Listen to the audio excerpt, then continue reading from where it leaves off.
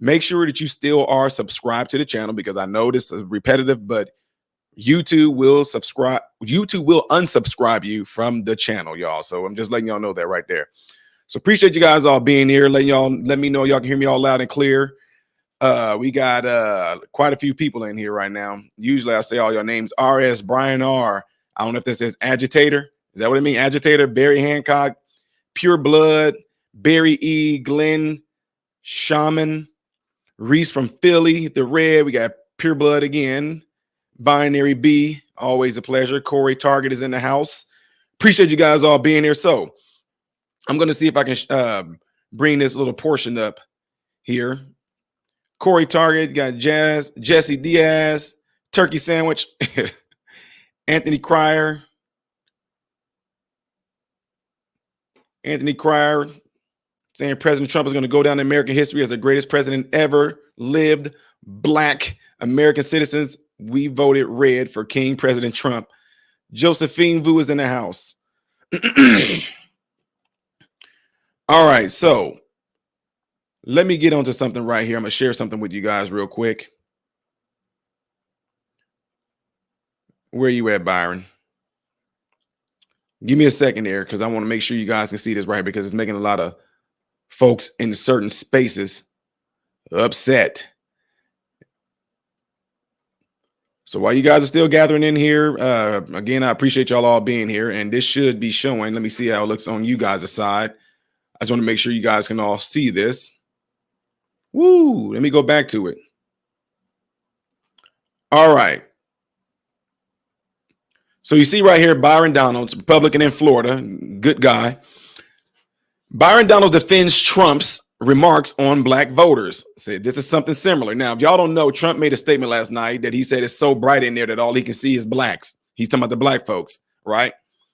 It was the Black Conservative Federation that Trump went to. So it was like a hee hee ha ha, because it was mainly all black people that were there. Anyway, I'll let y'all get into this once I read this off. Rep. Byron Donalds defended former President Trump on Sunday against allegations of racism after Trump said black voters are more likely to back him because of his criminal indictments.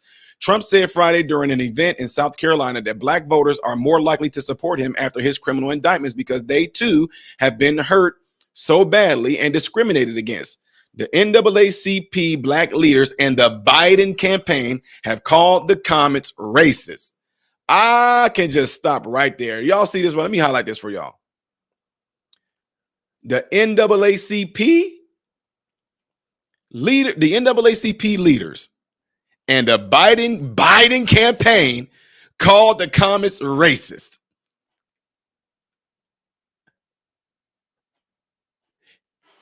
I'm going to let that sink in again. For those of you that didn't hear it in the back. Those of you that didn't hear it in the back. The NAACP leaders and the Biden campaign called the comments racist. We're going to go on because I'm going to keep that as a bookmark in y'all head, okay?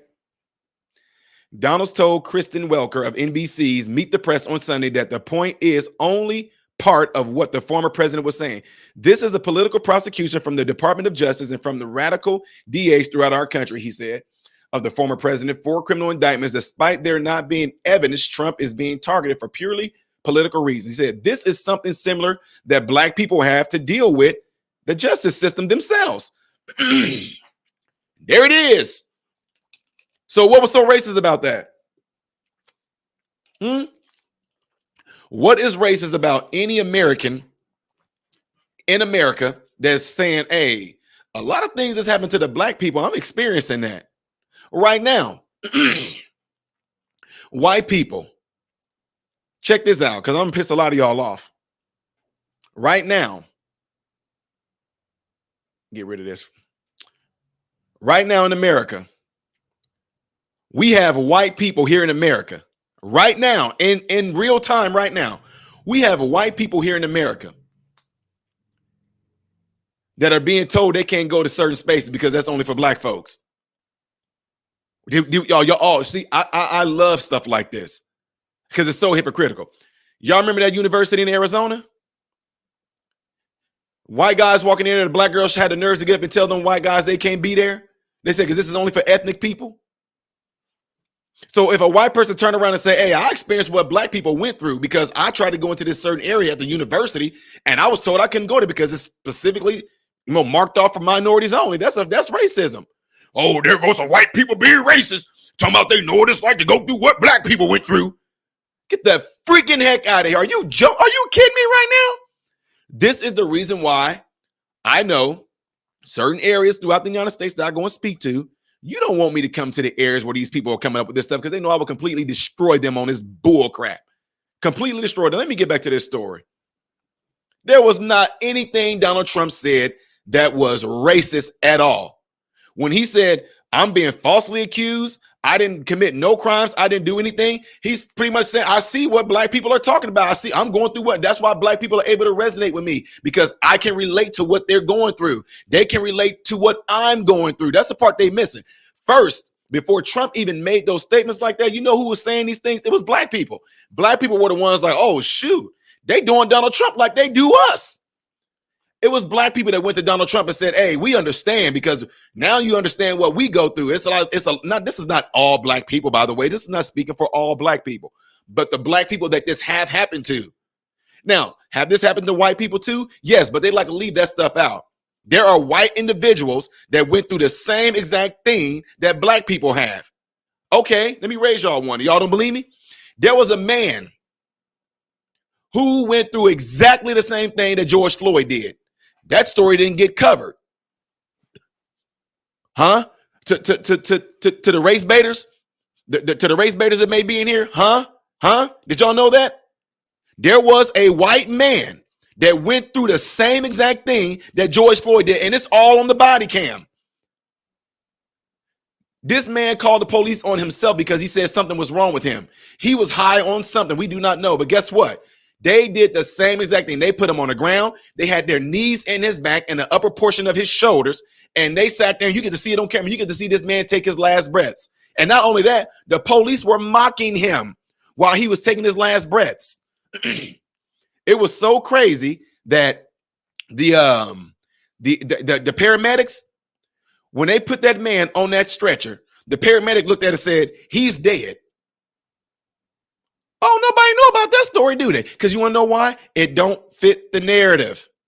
It does not fit the narrative. Look it up. Matter of fact, let me see if I can think of his name. I think it was like Tolliver or something like that.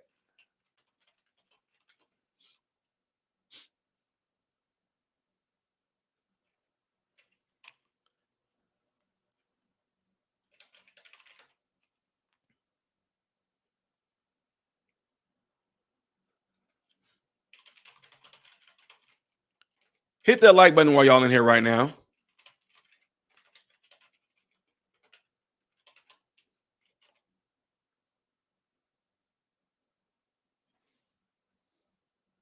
Tony Tempa. Let me show y'all something. I'm not going to play the video, but I definitely want you guys be patient with me real quick because I want to get this information out there because I got a lot of my young mentees watching right now. I don't know how I came up with Tom. Y'all probably, matter of fact, let me ask this question. The video that I'm referring to right now, have any of you in here seen the video? Everybody that's watching right now, have y'all heard of Tony Tempa?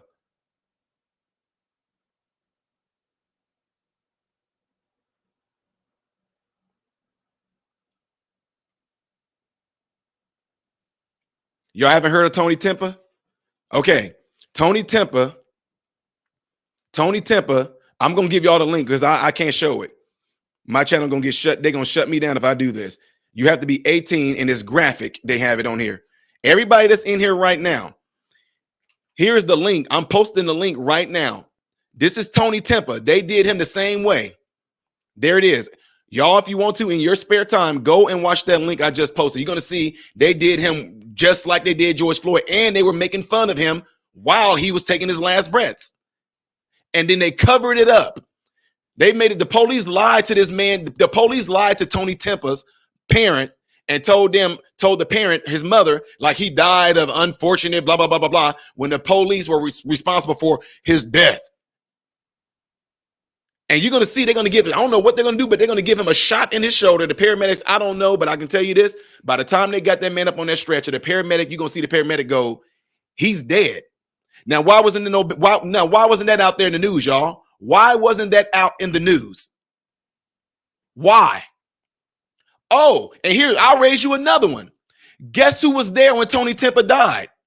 A white cop, a black cop, a mixed-looking cop, and another white cop. Guess who was there when George Floyd died? A white cop, a black cop, a mixed cop, and an Asian-looking cop. The same. It's so crazy, but his story didn't make it out there. You want to know why? It didn't fit the narrative. So what if this Tony Tempa's mother would have came out and said, I understand what black people went through like George Floyd because my son was done the same way. Oh, you making a racist remark, white woman? What you mean you went through? No, you did. Her son died worse than what George Floyd did because her son wasn't high on fentanyl and all that. Anyway, I digress from that.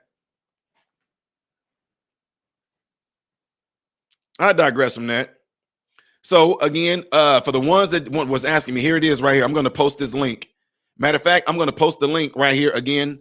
I'll post it throughout the channel as I go. But anyway, I'm getting ready to go back to this story right here with Byron. Okay, so give me a second here. Make sure y'all hit that like button while you're in here. And I know this don't fit the narrative and people are going to be pissed off about some of this stuff that I'm talking about. But I'm keeping it real for one. Here we go. Okay, back to Byron. The congressman, who is black, shot back at Biden campaign for calling out Trump's comments as racist, saying that the campaign is trying to play politics. He also brushed over the context and comments themselves, saying Trump was really just enjoying himself on the eve of his South Carolina primary victory. Now, think about this, folks. Trump went into something called the Black Conservative Federation, the Black Conservative Federation, right? And Trump goes there and the lights are all in his face. And Trump's like, man, these bright lights are all in my face. I can't see anything. He said, but I do see the black ones. Ha, ha, ha. People laughed it off. Nobody was like, oh, I can't believe he said that. He's at a black conservative event. And then he turned around and said, oh, man, I've come a long way. I've come a long way. People thought that he was saying it like, oh, I've come a long way from being racist. No, he said, I've come a long way because he has more black people, particularly black men, that are supporting him now. But of course, they're going to take that out of context. It says Trump is expected to have his first criminal trial in the hush money case beginning March 25th. He also has been found liable for defamation and fraud in 2 civil cases out of New York, which resulted in millions of dollars in penalties. Donald Trump, a major Trump surrogate, is believed to be among the finalists to be Trump's vice president. Yeah, y'all didn't know that Byron Donald is one of the ones that Donald Trump said he would like him to be his vice president, one of his top picks. Anyway, now I want to raise y'all one here because I want to go back. I told y'all we're going to bookmark this part right here. I have it highlighted right here. Check this out. You see that right there? They said the NAACP, black leaders, and the Biden campaign have called the comments racist. You guys probably know what I'm about to say, don't y'all? NAACP, the NAACP leaders,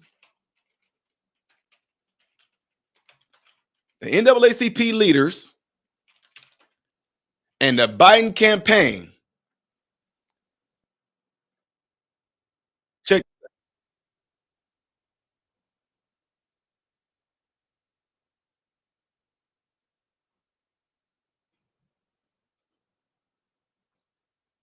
Have we forgot about this? I don't know if you guys are going to be able to hear this. Matter of fact, I'll tell you what I'm going to do. I'm just going to share this screen.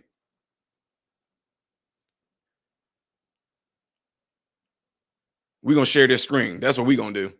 Oh, y'all already knew what I was going to do, right? You knew I was about to pull this out. Me every time I've run. Come on. You got more questions. You ain't black. They don't have news. You got more questions, but I tell you, if you have a problem figuring out whether you're for me or Trump, then you ain't black. Bum, bum, bum, bum. Hold on, I'm about to make it. Let me do something here real quick.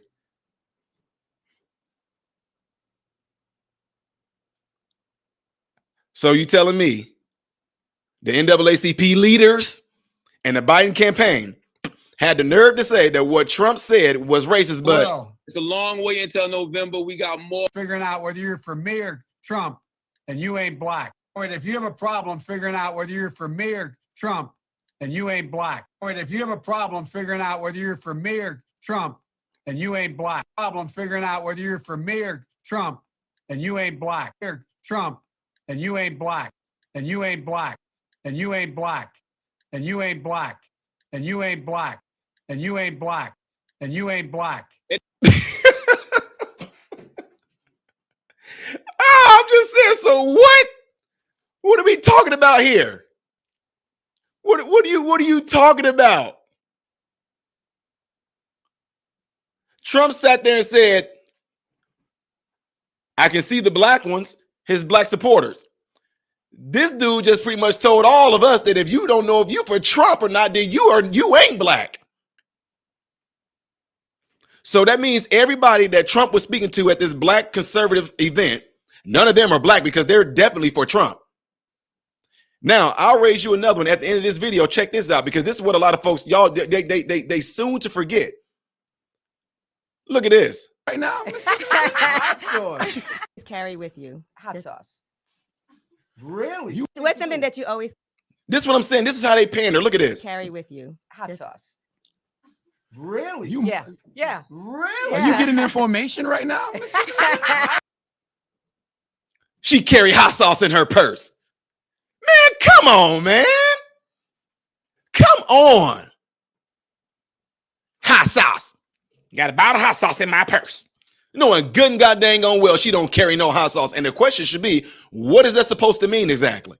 You want to know what it means, guys? Growing up, I'm just being real with y'all. Growing up in the hood, in Chicago, and in Central Illinois, my mom and even her girlfriends, whenever we would go somewhere to eat, whether Hometown Buffet, Old Country Buffet, some of these restaurants, it was a time where they did not have hot sauce in there. So a lot of the women would carry hot sauce in their purse, especially black mothers. So everybody knew, and in the hood, we would all talk about it. Hey, man, did your mom whip out a bottle of hot sauce while y'all was at it? Like, yeah, man. Man, y'all know them black women be keeping that bottle of hot sauce with them. And so here she is right now pandering. What do you have in your purse? Hot sauce. Knowing she don't have no goddamn on hot sauce in her purse. If that was me, I'd have been like, what kind? You already know, no, what kind? Which one? Which hot sauce you carry? Frank's? Huh? Which one you carrying? Come on, man. And then we're going to go to another video. We're going to go to another video. Because this is really... Watch this. Hit that like button for me, folks.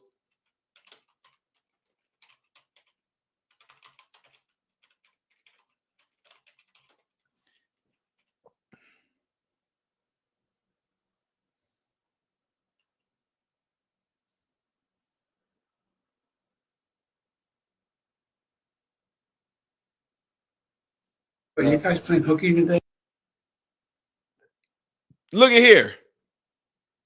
Joe Biden goes to a black family house. He goes to a black family house. And what food does he bring them?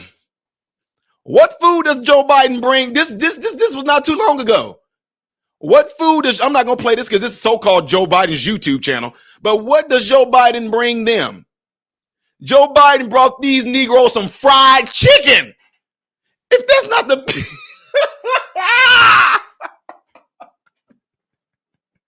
He brought them some fried chicken.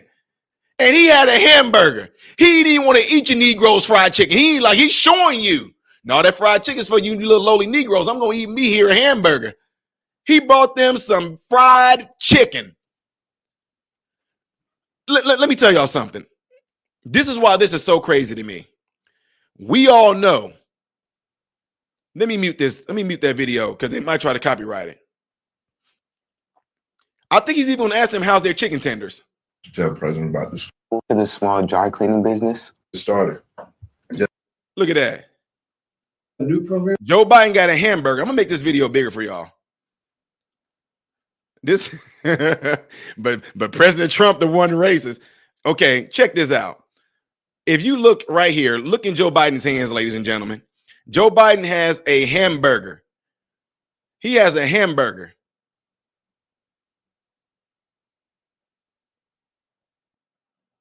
Look what they got. Fried chicken, baby. Are you really? You look at your guard? Yes, sir.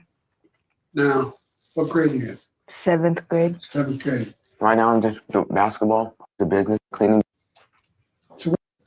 So that. Okay. Yes, Thank you, man.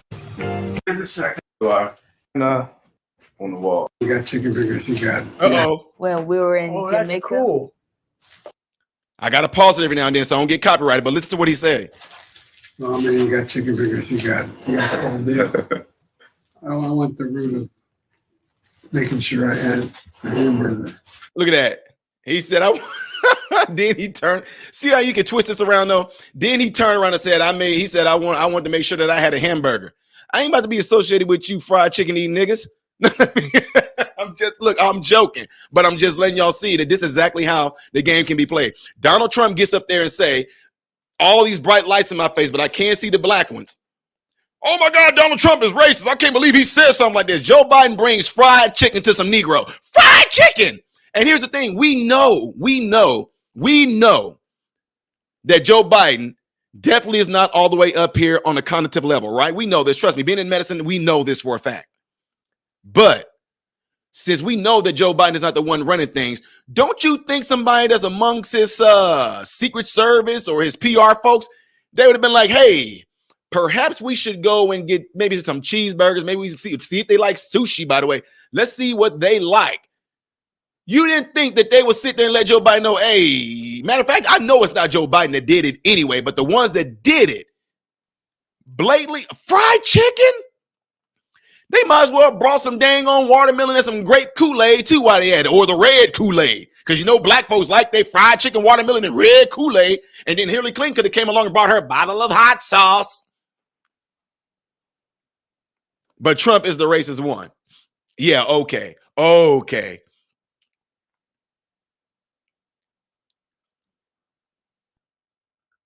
Now look at this right here. I'm gonna share this screen with y'all. Hit that like button if y'all don't mind, ladies and gentlemen. Hit the like button for me so this video can be circulated. Here we go. And here is CNN talking about the situation, but I'm gonna mute this real quick because I don't care about these commercials.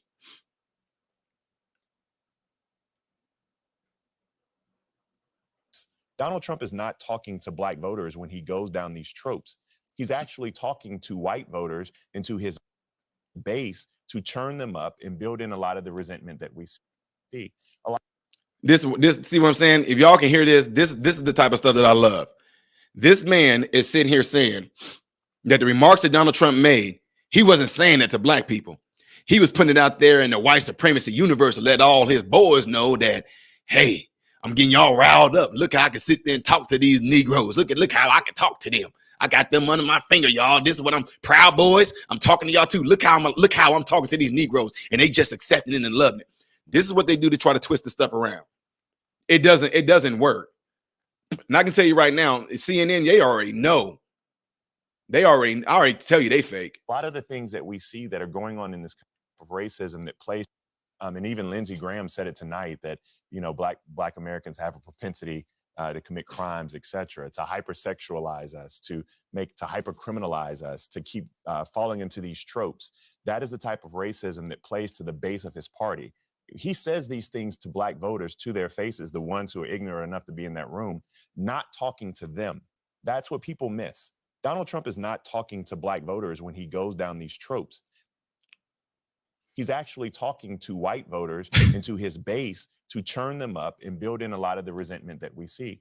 A lot of the things that we see that are going on in this country about people who are coming out is because there's some fear that they're being replaced either by black or brown voters. What? First of all, the reason why I can tell you this right now, and I told y'all when you go and do your homework, the reason why this crazy bull crap this man is sitting here spewing out does not make any sense is because Republicans never needed black votes to win. I'm going to say that again. The Republican Party, and I get on them about this. The Republican Party, the reason why the Republican Party never really targeted black people or went after black people, didn't care about the black people vote, because the Republican Party never needed black people to win.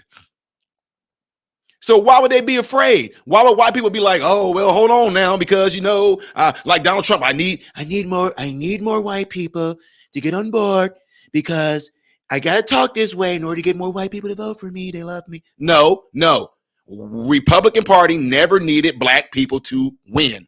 And what I would say to people when I go and speak around at these different events, I would say that is one of y'all downfalls. Y'all never needed the black vote to win. Therefore, y'all didn't care. Y'all didn't even care to go to the black communities. Y'all didn't care to go speak in black cities because y'all never needed the vote to win. And that's part of y'all downfall. And that's why the Democrat is getting, like at the time, 90% of the black vote because the Democrat Party panders to the black folks. Now, besides Donald Trump, do y'all know of any other Republican Party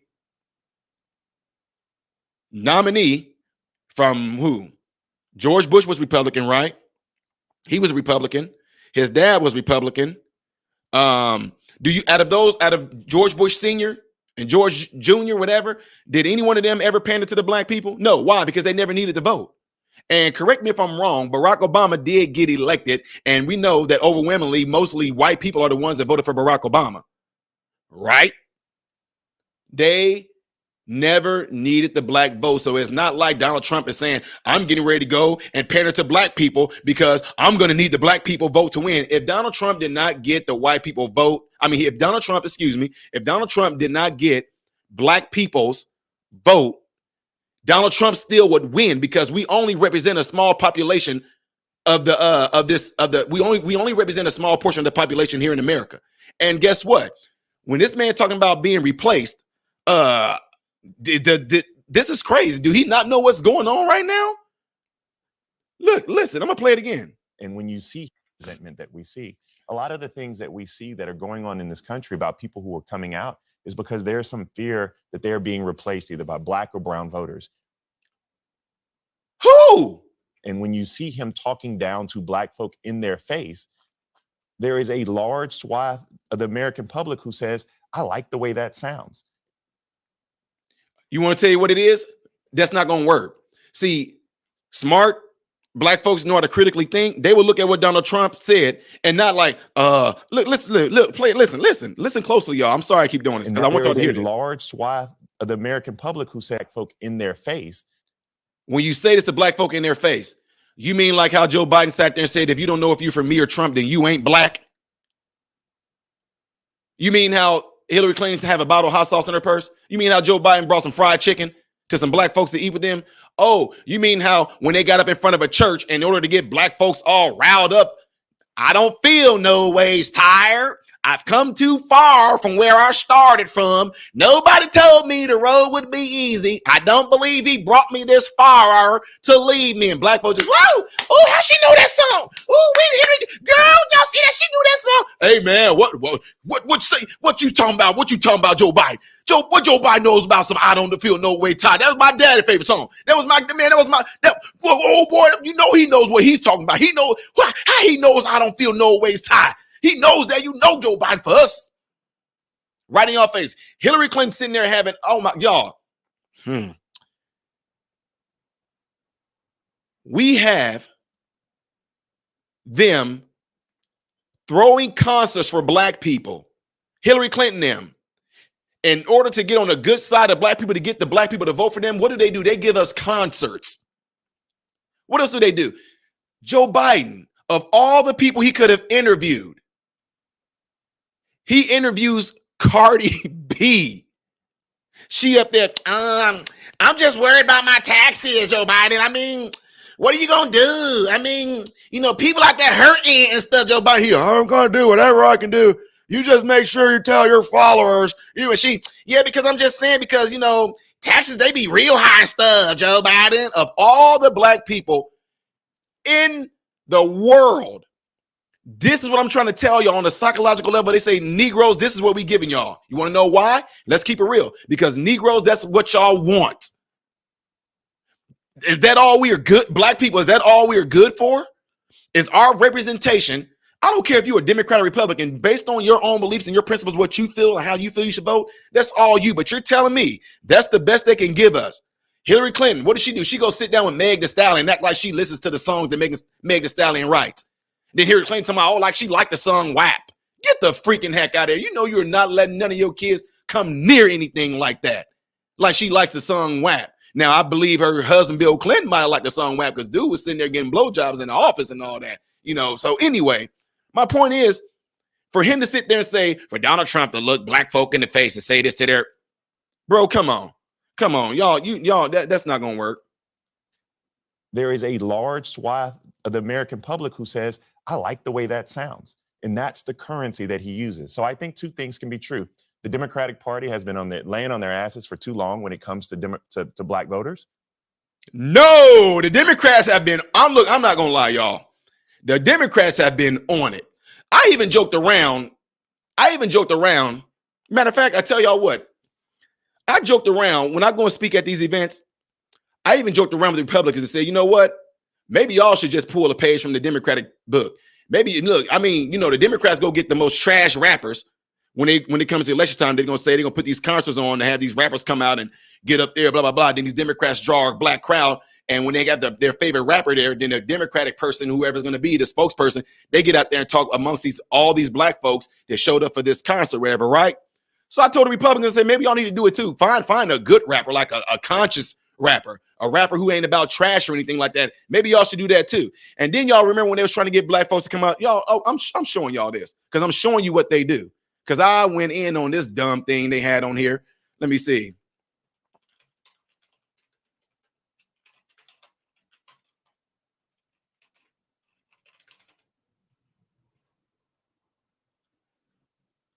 Yeah, but I don't know if y'all remember this. I'm not even going to play it all. Check this out. When they want, this is crazy. When they wanted black people to go out and vote, this is what they gave us. Check this out. This is what they gave us. Straight checks, I think we got one. It's voting season, bruh. No voting, no loving. No voting, no touching. No voting, no nothing. No voting, no fucking. No voting, no fucking. No voting, no loving.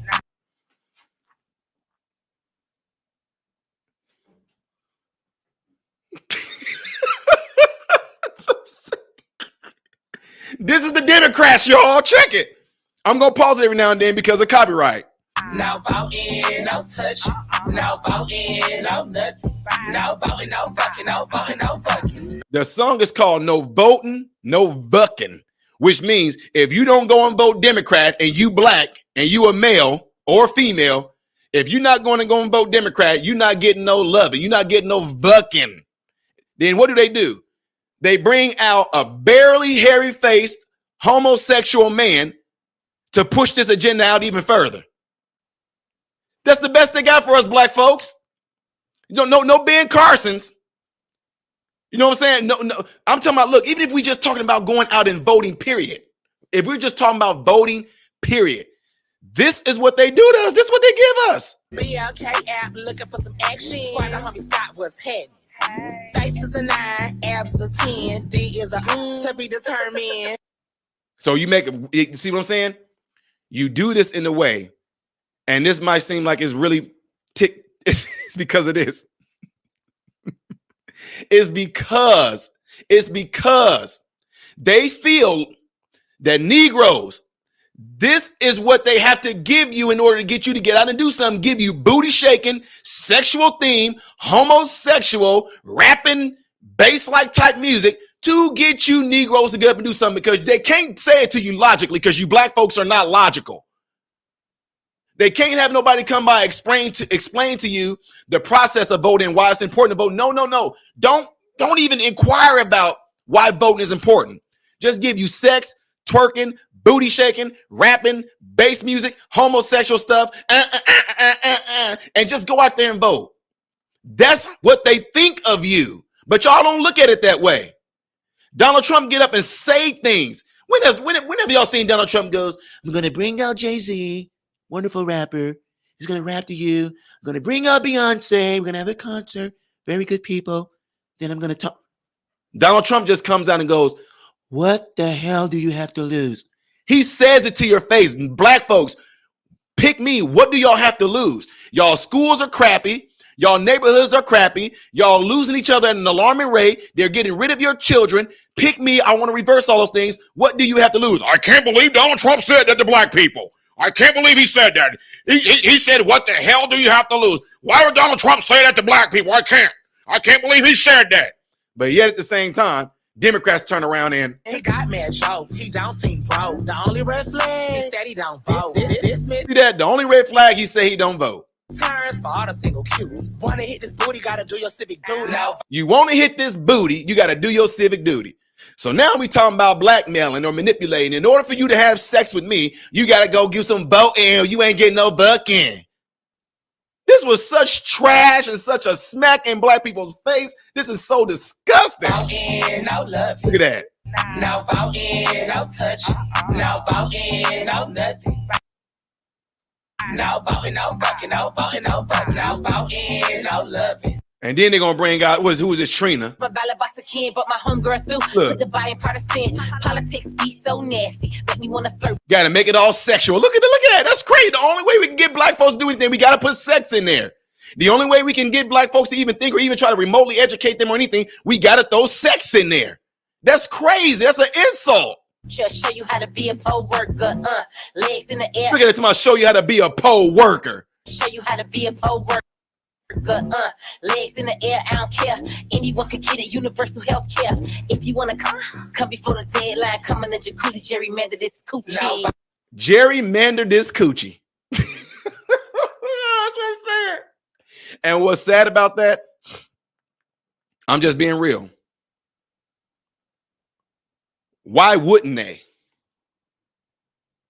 Why wouldn't they, y'all? Why wouldn't they? Why wouldn't they keep on pushing this crap out like this to get black people out to go vote when it seems very obvious that this is what black people seem to want? Nobody had nothing to say about that. Then people like me get out here and expose this stuff and show them exactly what it is that they're doing. Oh, here go this Uncle Tom. Here's this Uncle Tom, y'all.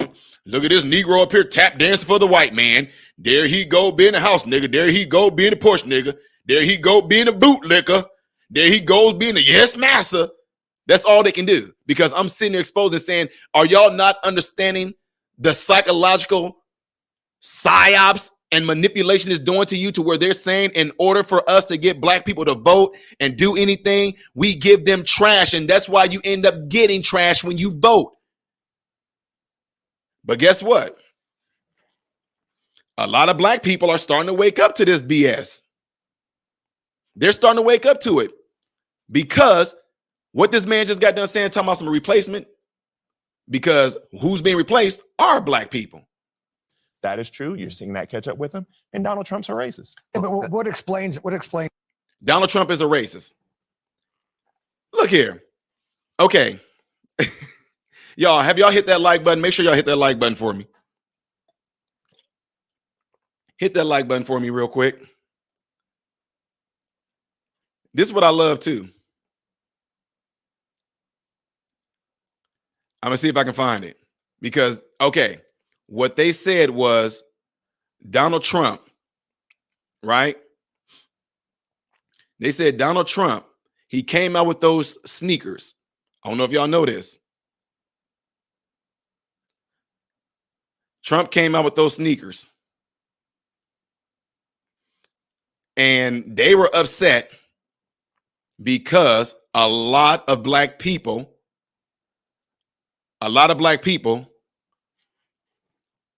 were liking those sneakers. And it was true. Black people like sneakers. They do. My brother has like 200 some odd pairs of shoes. My uncle has more than that. My best friend, he already had like 60 pairs of shoes and we were still in high school. They like these Jordans. People are into sneakers, and most likely, which is true, a lot of the black people are into sneakers. So Donald Trump comes out with these shoes and they get mad at him because he was saying he knew that black people like sneakers. So wait a minute.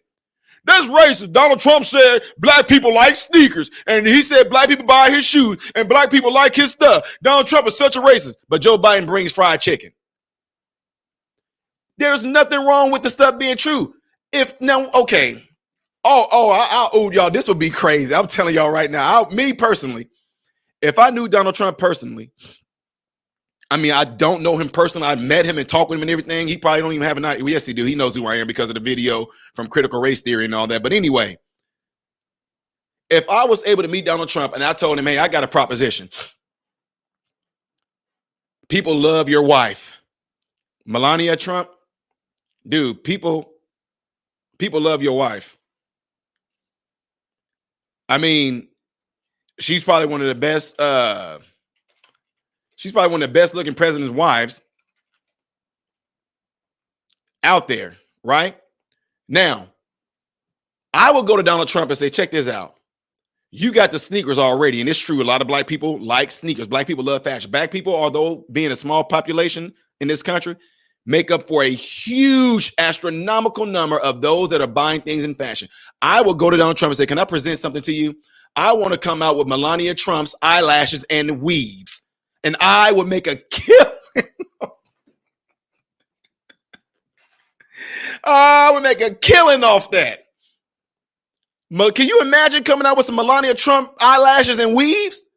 Sisters buy that stuff all day long. Why isn't that considered to be racist or pandering? But Donald Trump come out with some sneakers, all of a sudden, that's racist. So I guess the Asian people, and I'm just telling y'all, there's few and far between. Chicago, come on, let's keep it real. How many stores in Chicago that are ethnically owned that push out ethnic material? Those what we call like the G shops, or they in the Chicago or St. Louis, they call them the Chinaman shops. Those Asian people are killing it, selling weaves, wigs, and sew-ins and eyelashes and all kinds of crazy stuff.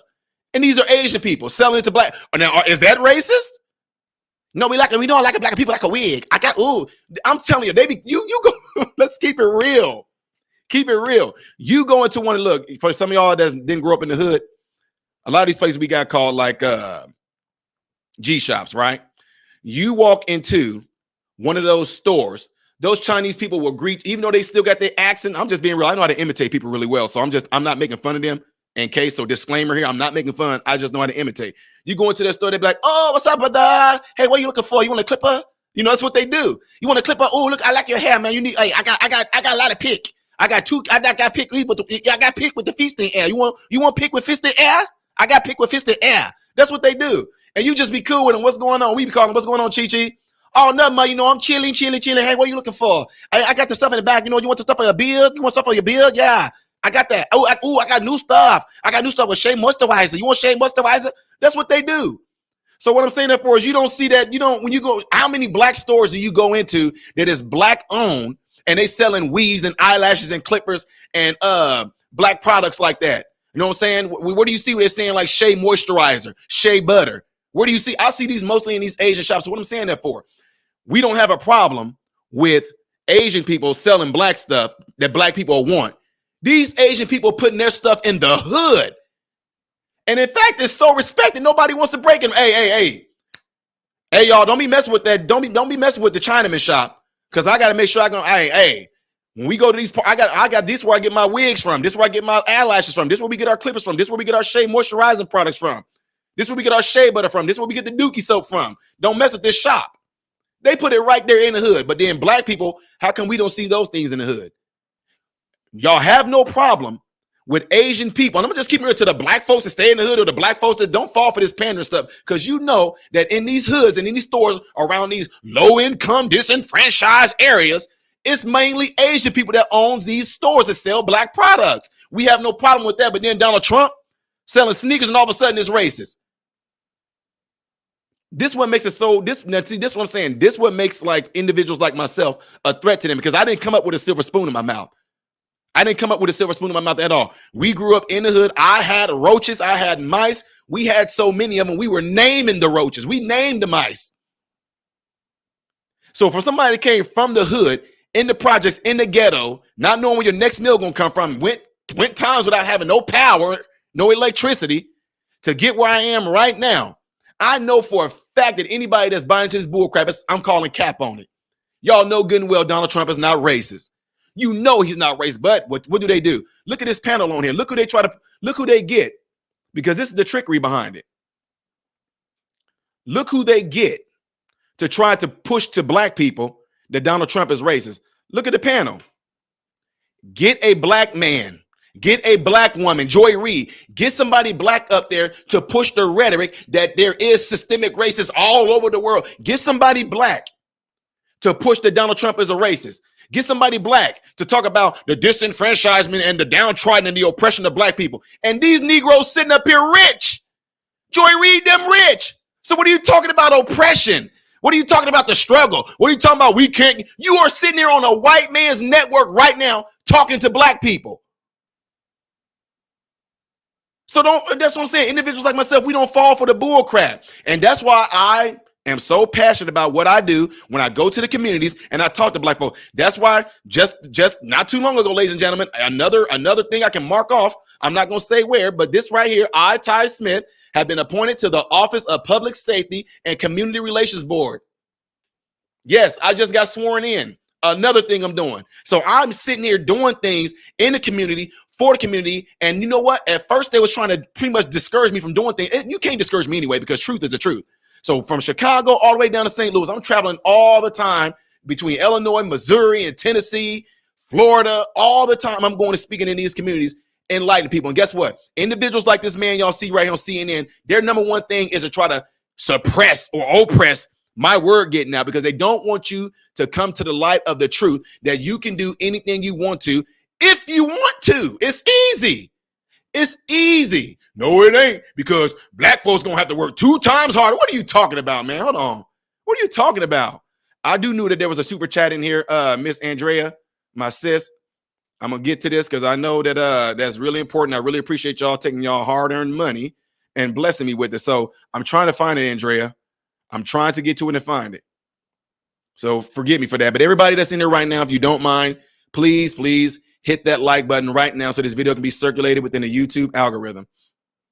Andrea, I'm trying to find your super chat here, but just bear with me. Bear with me. There we go. Okay. There it is. Andrea Viola said, the question is, has the community called out these artists and held them accountable now that the community's destroyed? Nope. Individuals like myself and other folks my age, between 30 and in the late 40s, we're doing it. But the issue is parents.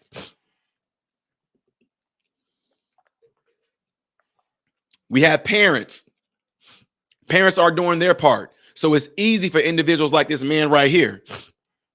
It's easy for individuals like this man right here to be put and shown in front of other black people on a huge platform like CNN or even on MSNBC. It's easy for people like him to be seen by other blacks and push his narrative out, because they know that there's a lot of young black parents. I'm talking young, maybe teens.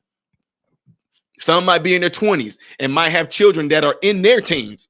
And individuals like this will be able to manipulate them. And then what do? Because of the predicament that a lot of black people, I'm not saying this is all black people. Notice I said a lot.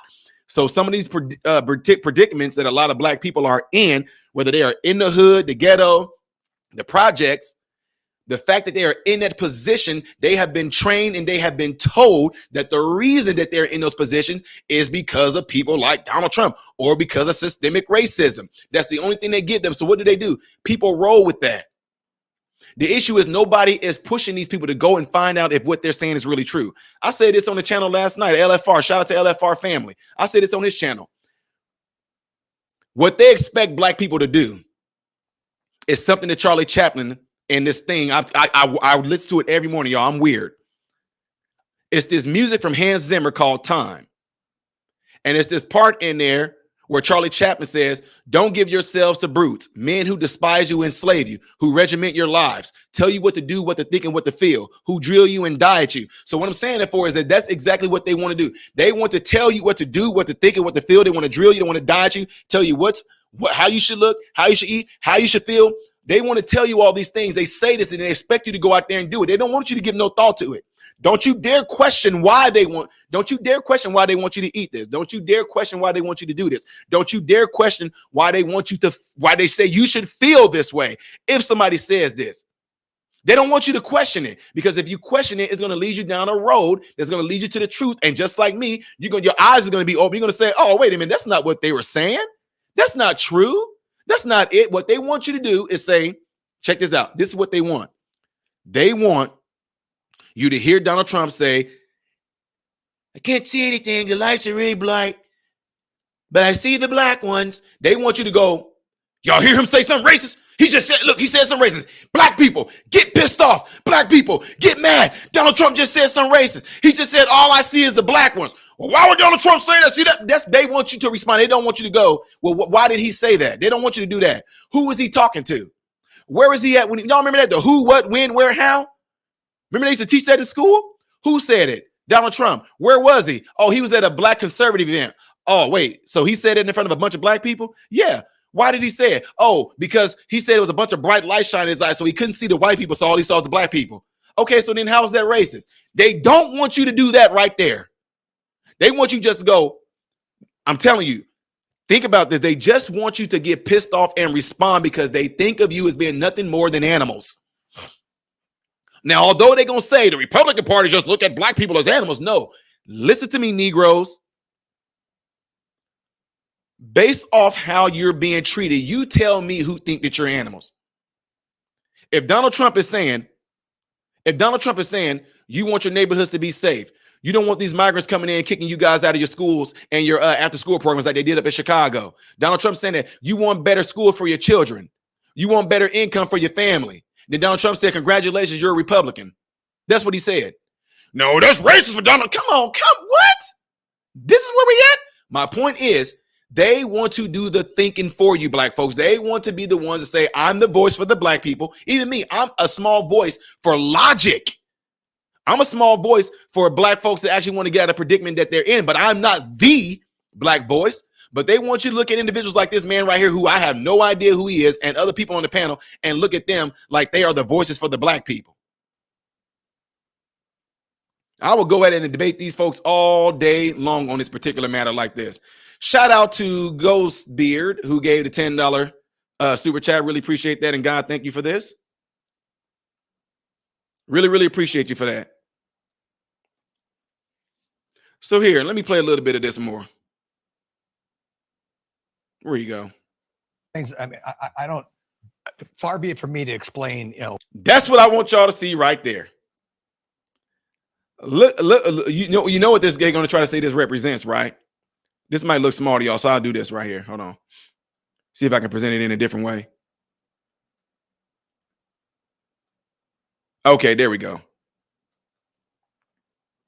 Hit that like for me right now, ladies and gentlemen. Appreciate you guys all being here. Make sure you hit that like button. We have, we have 700 some odd people is showing that's currently viewing. We got 568 likes. Can we get those likes up? Because what it does, it pushes this out in the YouTube algorithm. But what I want y'all to do is pay attention to this panel right here. You know what they're trying to do with this? What they're trying to do is say, look, black people, the Democrat side cares more about you, black people, because look at our panel right now. We got more black people up here. We got a black woman, then we got a brown woman in the middle, then we got a black man and another black man. This is what they're this is what they're doing. And since we have black people up here, these are the ones that know better for you, black people. African American voting, right? Mm-hmm. But what explains his rise in popularity? And every poll you see, something has to account for that, right? Well, a couple things. First of all, let me interrupt this real quick. Vince is a complete jellyback, weak, fake actor. He is a actor out of this world. This guy right here, the bald-headed guy getting ready to speak, he is a actor. He's the one that when Joe Biden got elected, when Joe Biden got elected, y'all should have seen it. It was pitiful. When Joe Biden got elected, he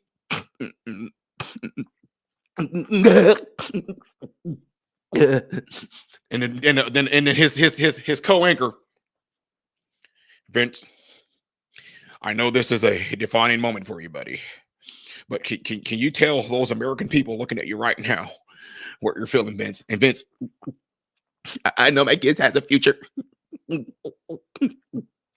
I know that when you're Joe Biden being in there, My kids will be in America where they Van Jones, Van can walk down the street. And me being a black man in America, I waited all my life for something like this, for Joe Biden to come in and my kids, they can walk down the sidewalk and be in America where they can know that they have. Shut your lying jellyback. Your kids don't even, you live in an all-white neighborhood. You live in an all-white neighborhood. You have this, man, he got up there and pushed out those tears, lying like because Joe Biden got elected, all of a sudden his kids got a bright future where they can walk down the street and not have to worry about, get the freaking heck out of here. Your kids always been walking down the street because you stay in a white gated suburban neighborhood. The heck he's talking about. But they put Van up there. I'm sorry, I know I was calling him Vince. They put Van up there to make it seem like he is showing what black people are feeling. We come a long way. We struggle. Get the freaking heck out of here. Anyway, let me get back to this video, y'all. I'm sorry. Let me get back to it. Well, everything that you just said is correct, which is why the vast majority of black people, male, female, every category, are going to vote against Donald Trump again. Correct. So that's the big solid rock. But there is this margin that's beginning to waver and beginning to move, which is what you're talking about. And I think that there are some people. Look, I mean, when he holds up the sneakers and does that stuff, I mean, Trump, I mean, that stuff is horrifying to anybody with good sense. See what I'm saying? Y'all, this is what I'm saying. They throw things out there like that and expect black people to listen to him saying it's horrifying about the sneakers, so black people should be mad. Again, black people that are listening, you should ask who, what, when, where, how, and how come. Why is it horrifying about the sneakers? What's going on with the sneakers? Matter of fact, I can almost guarantee you, I'm going to keep it real. I don't know who bought those shoes that Donald Trump put out there, but them bad boys sold out quick. They sold out quick, and I appreciate it. Some of my subscribers, y'all tried to buy me some so I can put them on display. But I got, I got a nice little thing of memorabilia. And folks, if you don't know who I am, to the ones that might be tuning in, I am Ty Smith. I've been doing some stuff in the community for years, since I probably was around the age of 19 while going through schooling. I'm the guy that went viral because I blasted critical race theory at my son's high school. I end up being the guy that end up being put on a domestic. Y'all, I'm just saying, I keep forgetting that because I'm not used to all this YouTube etiquette. Again, I'm Ty Smith. I call myself Modern Renaissance Man. Well, actually, that name was given to me by some friends of mine. Anyway, I'm the guy that started the whole snowball of parents going to school board meetings and council meetings, and people been speaking out about things going on in the school. I snowballed that whole movement because I spoke out at a school board against critical race theory, and it just went completely viral, like 81 million views worldwide at that time. I'm the guy to the extent to where they were so threatened by me, and I'm speaking all around the country. They were so threatened by me that Joe Biden had Merrick Garland. Well, I know Joe Biden didn't do it, but Joe Biden them had Merrick Garland, the Department of Justice. They put me on a domestic terrorist list. And here's the thing. I like to do this because people like, really? What do you mean? No, I will show you. I will show you. Check it out.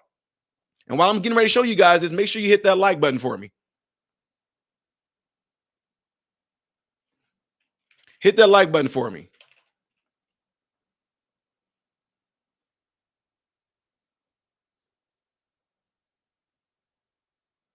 Check it out.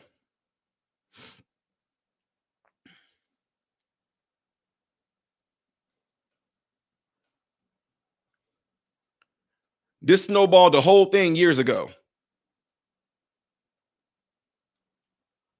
And I was just speaking out for my son. But this is what they did. This is what they tried to do to me. This is how this is what I'm telling y'all. If they're going, look, I'm just a regular civilian. What they doing to Trump is crazy, but they tried it with me. Justice Department station Ty Smith, a parent fighting against CRT. And for that, now he's considered maybe a domestic terrorist by Joe Biden's Justice Department. Ty, we wanted to bring you in because we saw that fiery exchange you had as well. I don't have time to play it, but it's very interesting to me that you're in Illinois. Keisha is from Florida, but was in Virginia. The point is, this is national. This isn't bound by state borders. It's not bound by right versus left ideology. Turns out caring for your kids is nonpartisan. Right. It's absolutely just absurd. I mean, if they want to label me as some sort of domestic terrorist, I think I need to kind of redirect them to who the real domestic terrorist was, you know, AKA the summer of love that we just had with Black Lives Matter burning different things down and different groups. And with George Floyd death going around tearing up neighborhoods, tearing up stores, so-called saying they're doing this all in the name of reparations and all that. I think they got the wrong definition of what a domestic terrorist is. So tell us what your pushback was as well. Keisha said that they were teaching a derivatives critical race theory in the school. She pushed back. She didn't like that. Well, what is yours as a parent? What didn't you like your kids being taught in school? Oh, my son's going to be taught that they can do anything they can and they want to in life, just like their dad did, as long as they put their mind to it. And I will never put this type of ideology in any child's mind, that they will not be able to accomplish what they want to in America based off their skin color. If that was the case, why are these different countries trying to flock to America for the opportunities that America has here?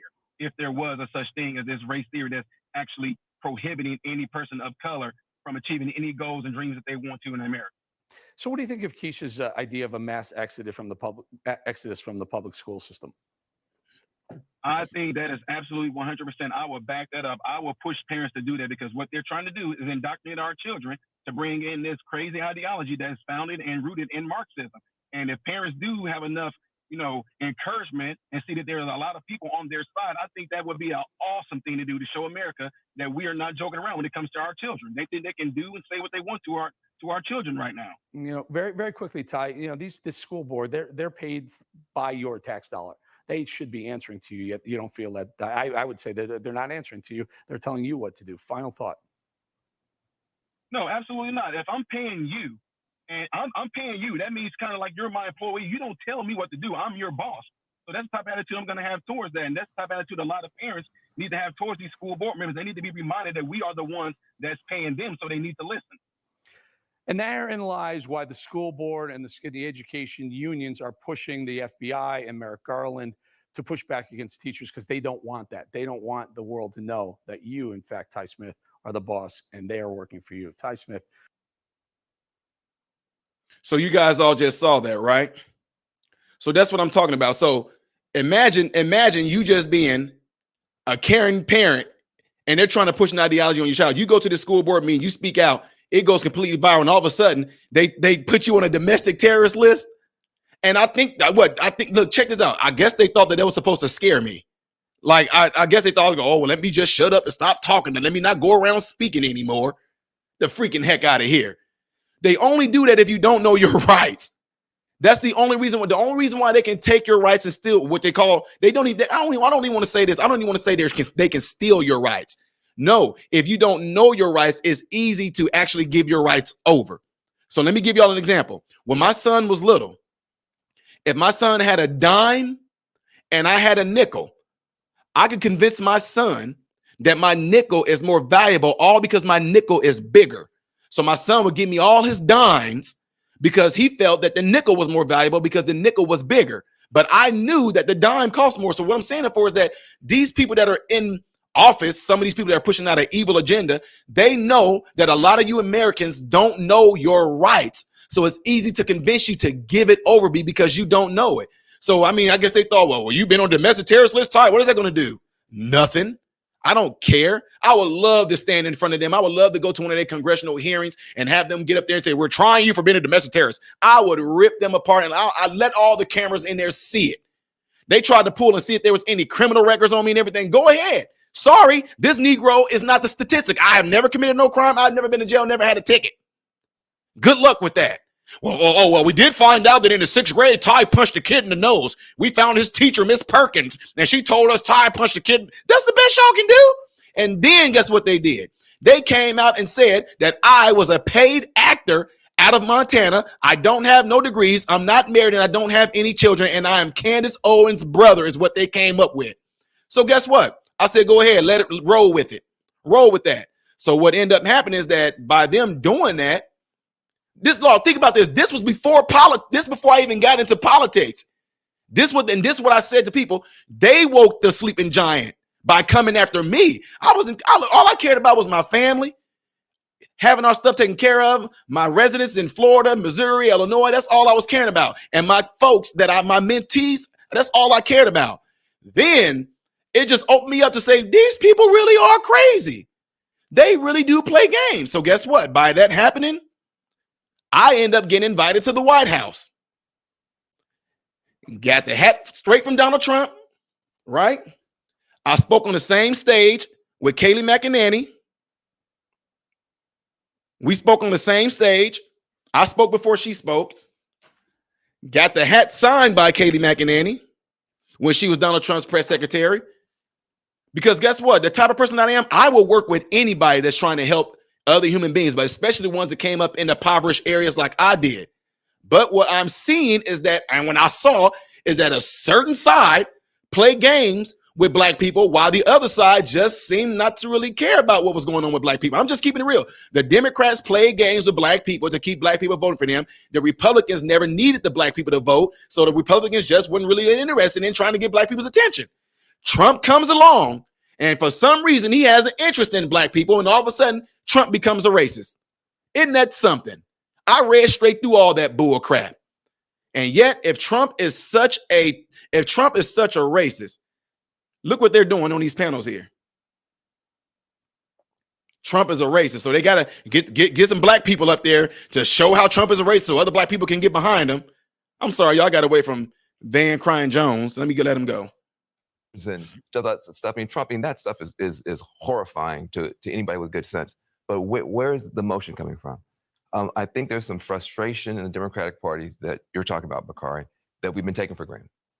That some of our issues didn't get taken seriously enough this time around, whether it's voting rights, whether it's police reform, et cetera. And there's some fatigue. And so, and I think you're starting to see that. I think there is this weird nostalgia that is about, under Trump, the pre-COVID, the economy was better. It was. Got some criminal justice reform. It was Kim Kardashian. I'm just saying, at the time, shout out to Kim Kardashian and Kanye West. They did a good job with the prison reform thing. They did a good job working with Trump to do that. And some of the stimulus support was welcome. So what's actually happening, though, is that there is an online influence campaign. Correct. Some of it, I think, is coming from Russia, China, and Iran. Here we go again. They pulling out the same guns. Here we go again with the Russia and all this collusion. Here we go again. It's look. They are scared, ladies and gentlemen. They are scared because Negroes have woken up. And I'm not saying it's going to be no quick turnaround, but Negroes have woken up, and I hate to say it this way. Sometimes it takes for something like what we have going on right now to wake people up. But unfortunately, it may be a little too late. What are you talking about, Ty? Black folks are definitely starting to wake up now because of this migrant crisis. These migrants have come in and they told you Negroes, get out of your schools, get out of your after school programs, get out of your daycare centers because we got to take care of these migrants. And in fact, we're going to give these migrants some money. Black folks like, wait a minute. And then I'm just being real because I pride myself raising my two grown men now. My son just turned 22. The other one next week, he's going to be 20. I pride myself in raising them, but my sons will tell you my dad was a straight disciplinarian. I'm not talking about like being strict. I was a disciplinarian. I corrected bad behavior and I did it with pride. I was very calculated in being a huge disciplinarian. If y'all ever met any of my mentees, they will tell you, Mr. Ty don't play around. And the reason why I'm saying all that is because I was warning black folks for a long time from Chicago, Central Illinois, St. Louis. I was warning people, especially East St. Louis. I was warning people of what was going to come. And now that it's happening, I'm not the type of person to go, oh, I'm sorry. No, I'm the type of person that after I discipline my sons, I would make them go sit in their room and I want you to wallow in your shame. I want you to wallow in what you did. I want you to sit there and let your brain go, yeah, you go through the process of crying, go through it. But then your conscience is going to kick in and say, what I did was wrong. What I've been doing was wrong. So the people that are suffering right now, I'm just telling you, the people that are suffering right now, in these cities where a lot of black people is, black folks have been put on the back burner. They kicked y'all out of y'all schools, your after school programs. They kicked you out of these daycare centers and things like that. I want you to wallow in that shame. I want you to be hurt over it. I want you to be pissed over it. You want to know why? You have to correct the behavior that led to this. You keep on doing the same thing to get this type of result. You say you're tired of being treated like second best and sloppy seconds. Well, why do you keep voting for people that treat you like second best and sloppy seconds? Because they're giving you what you want. If you don't want any structure, they're going to have you vote for somebody that's going to keep y'all from not having any structure.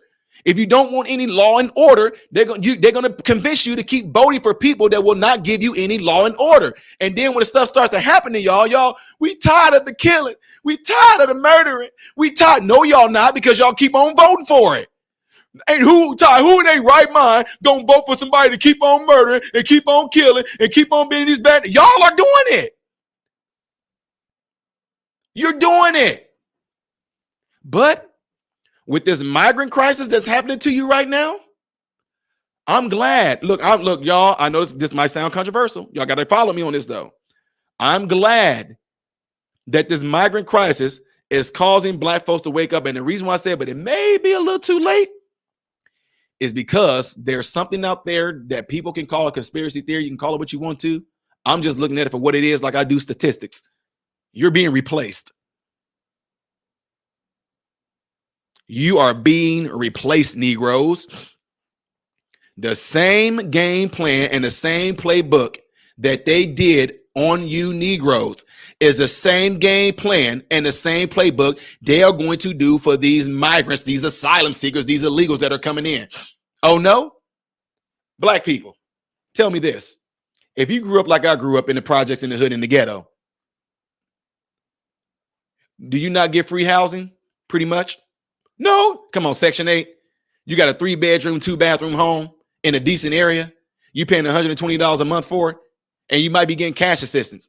You're getting WIC, which is another way of getting free food. You're getting food stamps, is another way of getting free food. You get Obamacare, which a lot of people are getting free health care through a medical card, Medicaid. You get free health care. Then you're getting food stamps, free food. Then you even getting the Obama cell phone, which is a free cell phone.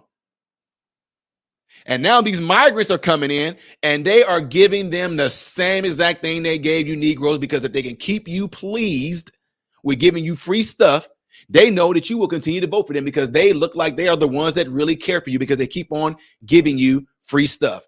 Well, I'm here to tell you, you have no idea that all that is doing is debilitating you. It is debilitating you. Constantly getting handout, constantly getting free stuff will prohibit your growth. I'm telling you right now, listen to what I'm saying.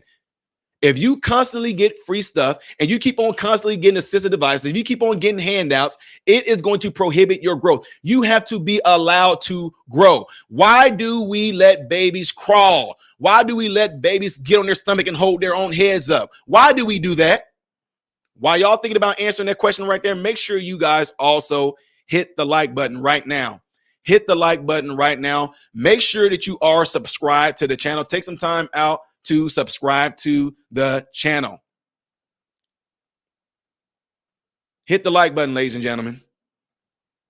I really do appreciate everybody that's in here right now. I do know for a fact that all 900 people that are in here right now, I know y'all are not all subscribers. I know y'all are not all watchers.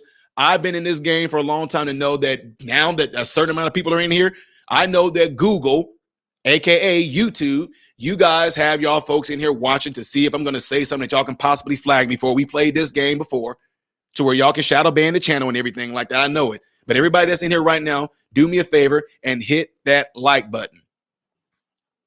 Hit it for me.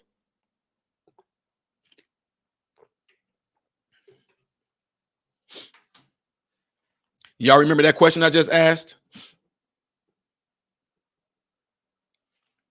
I just was going to see if somebody was going to answer it.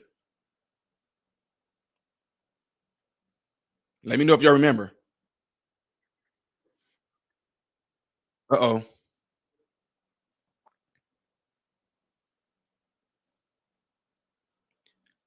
Okay, the question I asked y'all, I said, do you know why when your baby starts to progress, do you know why you put a baby on the floor and you allow the baby to hold their head up and you put them on their stomach? Do you know why when babies start to progress, you there with them, you helping them crawl? Do you know why? When you are letting those things happen, ladies and gentlemen, listen to this. When you allow babies to be on their stomachs and they're holding their head up, those babies struggling to hold their head up is developing their muscles. When you allow a baby to start to crawl, the baby is, y'all, it's so crazy. I love, because being in medicine, I love this. When you allow babies to crawl, there is so much going on, y'all have no idea.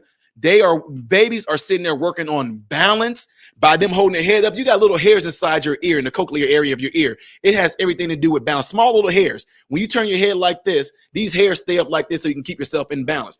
Babies are going through, even human beings, we go through so much stuff every day that we don't even think about. Your body is doing so much every day, you don't think about it. But when you're a baby and you're trying to grow, in order for you to grow, you have to go through struggle. Babies struggle to hold their head up.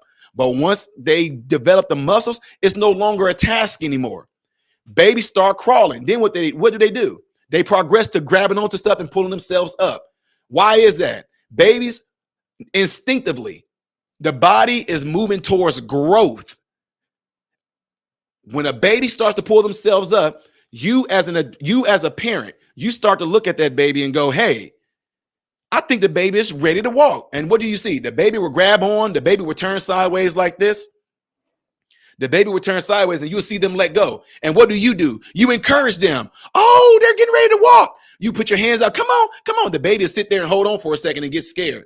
And what do? You encourage the baby, don't you? You encourage that baby. Come on, you can do it. You can do it. And what do your baby do? And they'll start walking. And when they get ready to fall, you catch them, right?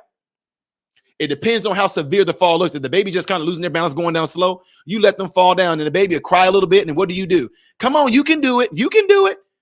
The baby walk and you catch them and you cheer for the baby. Now the baby has a sense of confidence. Now the baby feels encouraged. So what do? You put the baby back in that spot again and you make the baby walk to you. When the baby walks to you, you give them that same exact praise. And then that baby has something in their head called dopamine that gets released. They know if I make it to the goal of where my parent is, I'm going to get praise. So the baby wants to repeat that. So next thing you know, you find your baby going back on their own and trying to walk to you. But then you as a parent, you say to yourself, okay, this is getting a little too easy for the baby. Now, what do? You increase the distance that baby is going to walk because you want them to do better. You want them to walk further. So what do? When the baby walking towards you, you start walking back. And at first, when the baby coming to you, they're all happy. And when you walk back, all of a sudden, the baby goes from, to, whoa, wait a minute, mom, wait, dad, wait, where you going? Where you going? But they steady walking towards you. And when they get ready to lose their balance, you catch them again. And then you take them back and you stay a distance away from them. And the baby walks to you again. Then next thing you know, what the heck? My child is just walking around the house. Now you can't even keep up with them. They running through the house and everything. But the whole ultimate goal of that growth process was so that your child can become independent. That means they're able to walk around on their own. Now they're running. You no longer need to train them because they have progressed and met their goal of independence. What are you saying that for, Ty? The mental, psychological game that the plantation plays on people, and I'm not just saying black people because they do this to white people too. Let me tell y'all something. Black people that are in the ghetto, the projects, and the hood of a certain mentality are the same exact white people that are in what y'all call the trailer parks, the mobile homes, and the backwood rednecks. A lot of them, not all of them. Notice I said a certain mindset of them. They all have the same mindset. And then the Democratic parties, they can play off of those people's mindsets. So what do? What are you talking about, Ty? I'm gonna tell you. That baby analogy that I just gave y'all, that's exactly what they do to black people in the hood projects and in the ghetto. They do the same thing to white people that's in the backwoods, the trailer homes and the mobile homes that they call white trash. I'm just keeping it real. That's the game they play with y'all. So what are you saying it's all for, Ty? What they do with you guys, they keep on picking you up. If any of you guys in here ever had a baby or have a child and you are a parent, y'all know that you get to a point where you start telling people, stop picking my baby up. And why? Why is that? Why don't you want them to keep on picking your baby up? If you keep picking my baby up, they will never what? Y'all will say learn to walk. But is it really about walking? No. What you're saying that if you keep on picking my baby up, my child is never going to be independent. They're going to always depend on you to carry them everywhere. And not only that, when I made the comment earlier to you guys and I said, if you keep on getting handouts and stuff given to you, that you are not going to progress, that you're going to end up becoming stagnant and dependent. That's the analogy on a mental level. If you keep on picking a child up, that child is not going to be able to develop balance. They're not going to develop stronger muscles. They're not going to develop something called proprioception, knowing where you at in space and time. All those things will be lost. So if those things are lost, the muscles will begin to shrink, which means they won't be able to be stronger. They're going to be weak. And then they have no choice but to rely on you to carry them. And that's why right now, you tell me which party is pushing and constantly wanting to give any community, black people, white people of a certain mindset and at a certain social economic level, why do they want to keep on giving you guys stuff? Because they know if they keep giving you stuff, you will never be independent. And not only that, if they try to even make you make strides towards that way, like a baby, you're going to cry that somebody pick you up because you can't walk. You can't even crawl. You have to have somebody holding you all the time. And that person holding you up on a metaphorical level and on a spiritual, intellectual, on a mental, emotional level, that's the government. That's what they do. Now, with that all being said, you tell me which party seems to really be pushing that. And that's why a lot of people get pissed. I'm tired of people saying, just pull your bootstraps up and something telling that baby, who they better not tell that baby to pull himself up by the bootstraps and get on his own. They better stop telling that baby that. They sure do. But you know what? I'm going to keep on holding you. I'm going to keep on feeding you. Don't you worry. Can't believe they trying to tell that baby he need to walk on his own. Those some bad people. Them bad people right there telling that baby. I get this stuff all the time. Oh, you one of those pull yourself up by the bootstrap people. No, I'm just telling you. I'm warning you. If you think about what I'm saying, I'm warning you that if you don't take the proper steps, you're not going to progress. You're going to become weak to the extent to where you have no choice but to rely on big daddy government, and you're going to remain stagnant, and you're going to remain like a baby. And if somebody puts you down, you're going to start crying. You're going to start crying. If daddy government just try to put you down to sit for a minute, you're going to start whining and crying. Look at this. It's racist. Look at that, the white man doing us wrong. We oppressed. We can't even do anything. Our ancestors. We have micro traumas. Oh man, we have ancestral trauma. When. Guess what? Nobody's going to come and save you. Nobody is going to come to save you. So I'm telling you this right now, whether you get pissed off at me, whether you disagree with me, the truth of the matter is, white people, those of you who are white, that people look at you because you stay in a trailer home, a mobile home, or you want to backwood rednecks, if you are of a certain mindset and you feel like you can't progress, that same game is being played on your head. Look, I know what I'm talking about. I deal with these people all the time. But the reason why they don't put no importance on none of y'all, because you guys are majority of the vote. They already have you. And then they play on your minds and make you feel like if you don't vote Democrat or anything like that, look how you're doing to black folks. And then the black people who are in these positions, who are in these predicaments, they tell you the reason why y'all like that is because of systemic racism. The reason why it's like that is because of, they not teaching you guys. The reason why it's like that is because of what happened to y'all ancestors. This is what they do. And when you look at the whole end game, since my great grandma been alive, not my great grandma, because my great grandma did well at her time. But since I'm talking about my great great grandma. My great great grandma did well at her time. My great grandma did fairly well. What I'm saying that for is this: all these people that sit back and cry, systemic racism, oh, we can't get nowhere, blah blah blah blah blah blah blah blah. For decades, have they moved? Huh? Have they moved? Have they gotten out of that predicament? If not, why? Well, because of, see, nope. Remember, you have been trained and you have been taught to say those things. You have been trained and you have been taught to respond to me in that type of way. You're not trained to think. You're not trained to ask questions. You're not trained to critically think things through. You're not trained to do that. Black people, I'm telling y'all the truth. You white people too. White people, the ones that are considered low income, trailer trash, I'm being real. They train y'all to stay in that thought process because they don't want y'all to progress.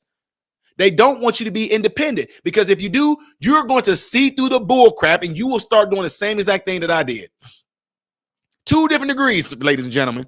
What white person stopped me? The first medical program I went through, what white person stopped me? All this bull crap I was told in the hood. Man, if you try to go to college, man, them white people gone. Man, if you try to go to college, no, man, them white people gone. Man, y'all, I haven't had one. Look, I was asked this on my guy, Speechless with Kev. I was asked this question. Have I ever experienced racism? I said, yes, I have. From black people. Alexander Hill with the $2 super chat. God bless you for that. I really, really appreciate that. To the ones that sending me emails, I'm sorry, y'all. I'm so into this. My bad. There's the Cash App right there. To the ones that said they want to send something through Cash App, there you go right there. Send it right there. If you do, great. If you don't, great. The best thing you guys can do right now is hit that like button. The best thing y'all can do right now is get into y'all cell phones right now. Let somebody know about this channel and encourage them to subscribe about this channel, because people like me and others, they do not want our voices getting out there, because we are busting and blasting through all the bull crap. We see through all this bull crap. The fact that I made it out, what I made it out of, seeing through the bull crap. Another super chat right there. Alexander Hill with the $20 super chat with the super sticker right there. Really appreciate you. God bless you for that. I really appreciate you. I don't know what you guys do for professors or anything like that, but I do know money goes a long way. So for you guys to even bless me with that is greatly, greatly appreciated. It really is. So you see what I'm saying? The issue that a lot of us have is this. We think that because a lot of times that somebody that might be in a political position that look like us, that they're going to be for us. Hence right now up here in Chicago, Brandon Johnson is the mayor of Chicago here, right? Things have gotten worse for black people. But amongst black people, it's this crazy, like religious, like type mindset to where if a black person is in a political position, that black person is for us. If a black person is in a political position and they doing us wrong, now wait, don't go talking about them now, because you know they only doing the best they can. No, call the bull crap. Brandon Johnson is a progressive. Brandon Johnson pretty much kind of laid out what he's going to do. But guess what? They pretty much said, vote for him because he's black. Vote for him because he's black. Vote for him because he's black. Just because there's black representation does not mean there is going to be any type of progression for black people at all, especially if the one that who was elected as a black leader is not out there doing anything for you at all. He is still pushing the agenda of the ones that's keeping black folks downtrodden and oppressed. He is still pushing it. Oh, you don't think so? Brandon Johnson allowed all those migrants to come in and take over. Want to know why? Sanctuary. They won't even have meetings. You guys want to retract that whole sanctuary status thing. They're like, nope. Then Brandon Johnson had the nerves whenever the black people started coming at Brandon Johnson saying, hey, what's going on? You guys said y'all didn't have no money for our black veterans. Y'all didn't have no money for us when we had this and next going on. Y'all didn't have no money for a whole lot of homelessness, blah, blah, blah. But these migrants coming in and y'all handing them money and giving them money. Brandon Johnson, guess what he said? I tried to go to the border. Do you know what it's like do you know what it's like being a black man with a black wife and black children? Do you know what this, what? Negro, who cares about you being married and all that? Got nothing to do with the position you took and how you are supposed to serve the people. Nice try. But guess what? A lot of people fell for it. Oh, well, yeah, he do got a black woman. And then I was just really surprised at the sisters. Black women, I'm surprised y'all didn't come out and had nothing to say about him. When he said, do you know what it's like? How hard it is to try to jumble being the mayor, do this, and I have a black wife. Woo, I thought black women were going to be like, excuse me, exactly what the freaking heck is that supposed to mean? Are you saying that your wife is difficult? Are you saying that being with a black woman is difficult, that it impedes on your job as a mayor? But guess what? You have a certain mindset of black people within that audience that was, yeah, well, you know us black women, we can be hard. Yeah, well, that is true. Okay, well, we'll continue being poor. We'll continue having sucky schools. We'll continue struggling. We'll continue that because you do got a black woman, Mayor Johnson. That is true. Bull crap. That has nothing to do with your job and what you're supposed to be doing, sir. Absolutely not. Don't forget, ladies and gentlemen, hit that like button while you guys are in here. It's greatly appreciated that everybody is in here. I really do appreciate that. Hopefully, when I do go live, a lot of y'all still coming here, but I do know for a fact that all 900 people in here are not subscribers. YouTube, I've caught on to y'all game. I'm not saying anything wrong. I'm not saying anything that's going to give me a red mark. I'm not giving out misinformation or disinformation because I know that y'all think I'm going to get on here and try to bust things open again with the C-19, but I'm not even on that right now. Anyway, let me get back to this video, and then we're going to close things up here in a little bit. That is whipping up. What's actually happening, though, is that there is an online influence campaign. Correct. Some of it, I think, is coming from Russia, China, and Iran. That is whipping up that conversation way in unnaturally. Yeah, but let me ask you again. You asked the question. I want to answer it. So there's a solid block that's not going to move. There is some actual legitimate frustration and fatigue, but there's also, and we have to talk about it more, an online influence campaign designed to depress and distress black voters and to split and to split black voters.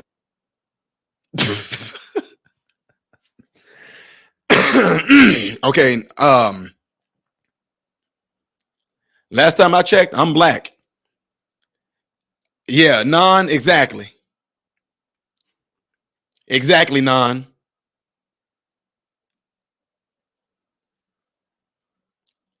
I'm trying to figure out. I haven't had anybody or even no advertisers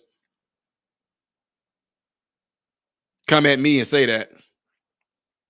Wait, I don't know if y'all talking about the video or what, because now, Red, what are we talking about? Y'all give me a second here. My moderators are kind of, you said I hide that one, sis. What's going on here?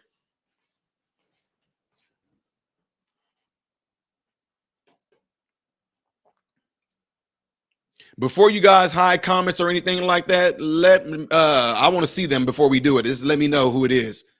If we got something like that going on, because there is people in here there are people in here, and I'm keeping it real. There are people in here that are paid trolls. But let me get back to this video because y'all know what to do though.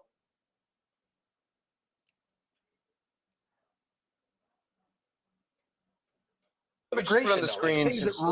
Let me just look at poll numbers.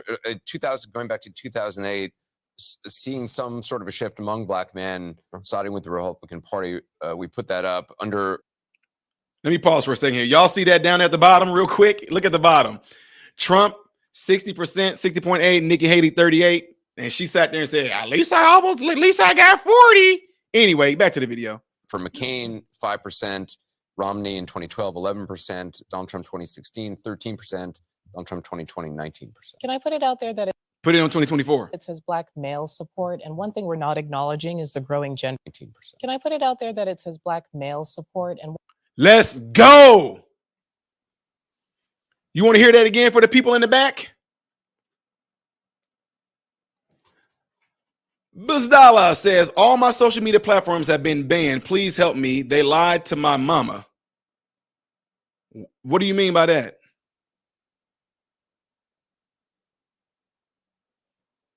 I got to know what you're talking about.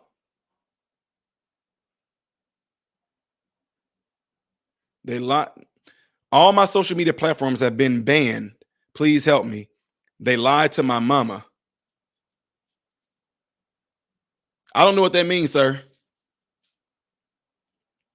Hey, send, you got to shoot me an email. My email, if you go to my YouTube channel, there's an about section. Click on the about section and shoot me an email on what you're talking about. We'll see what we can do.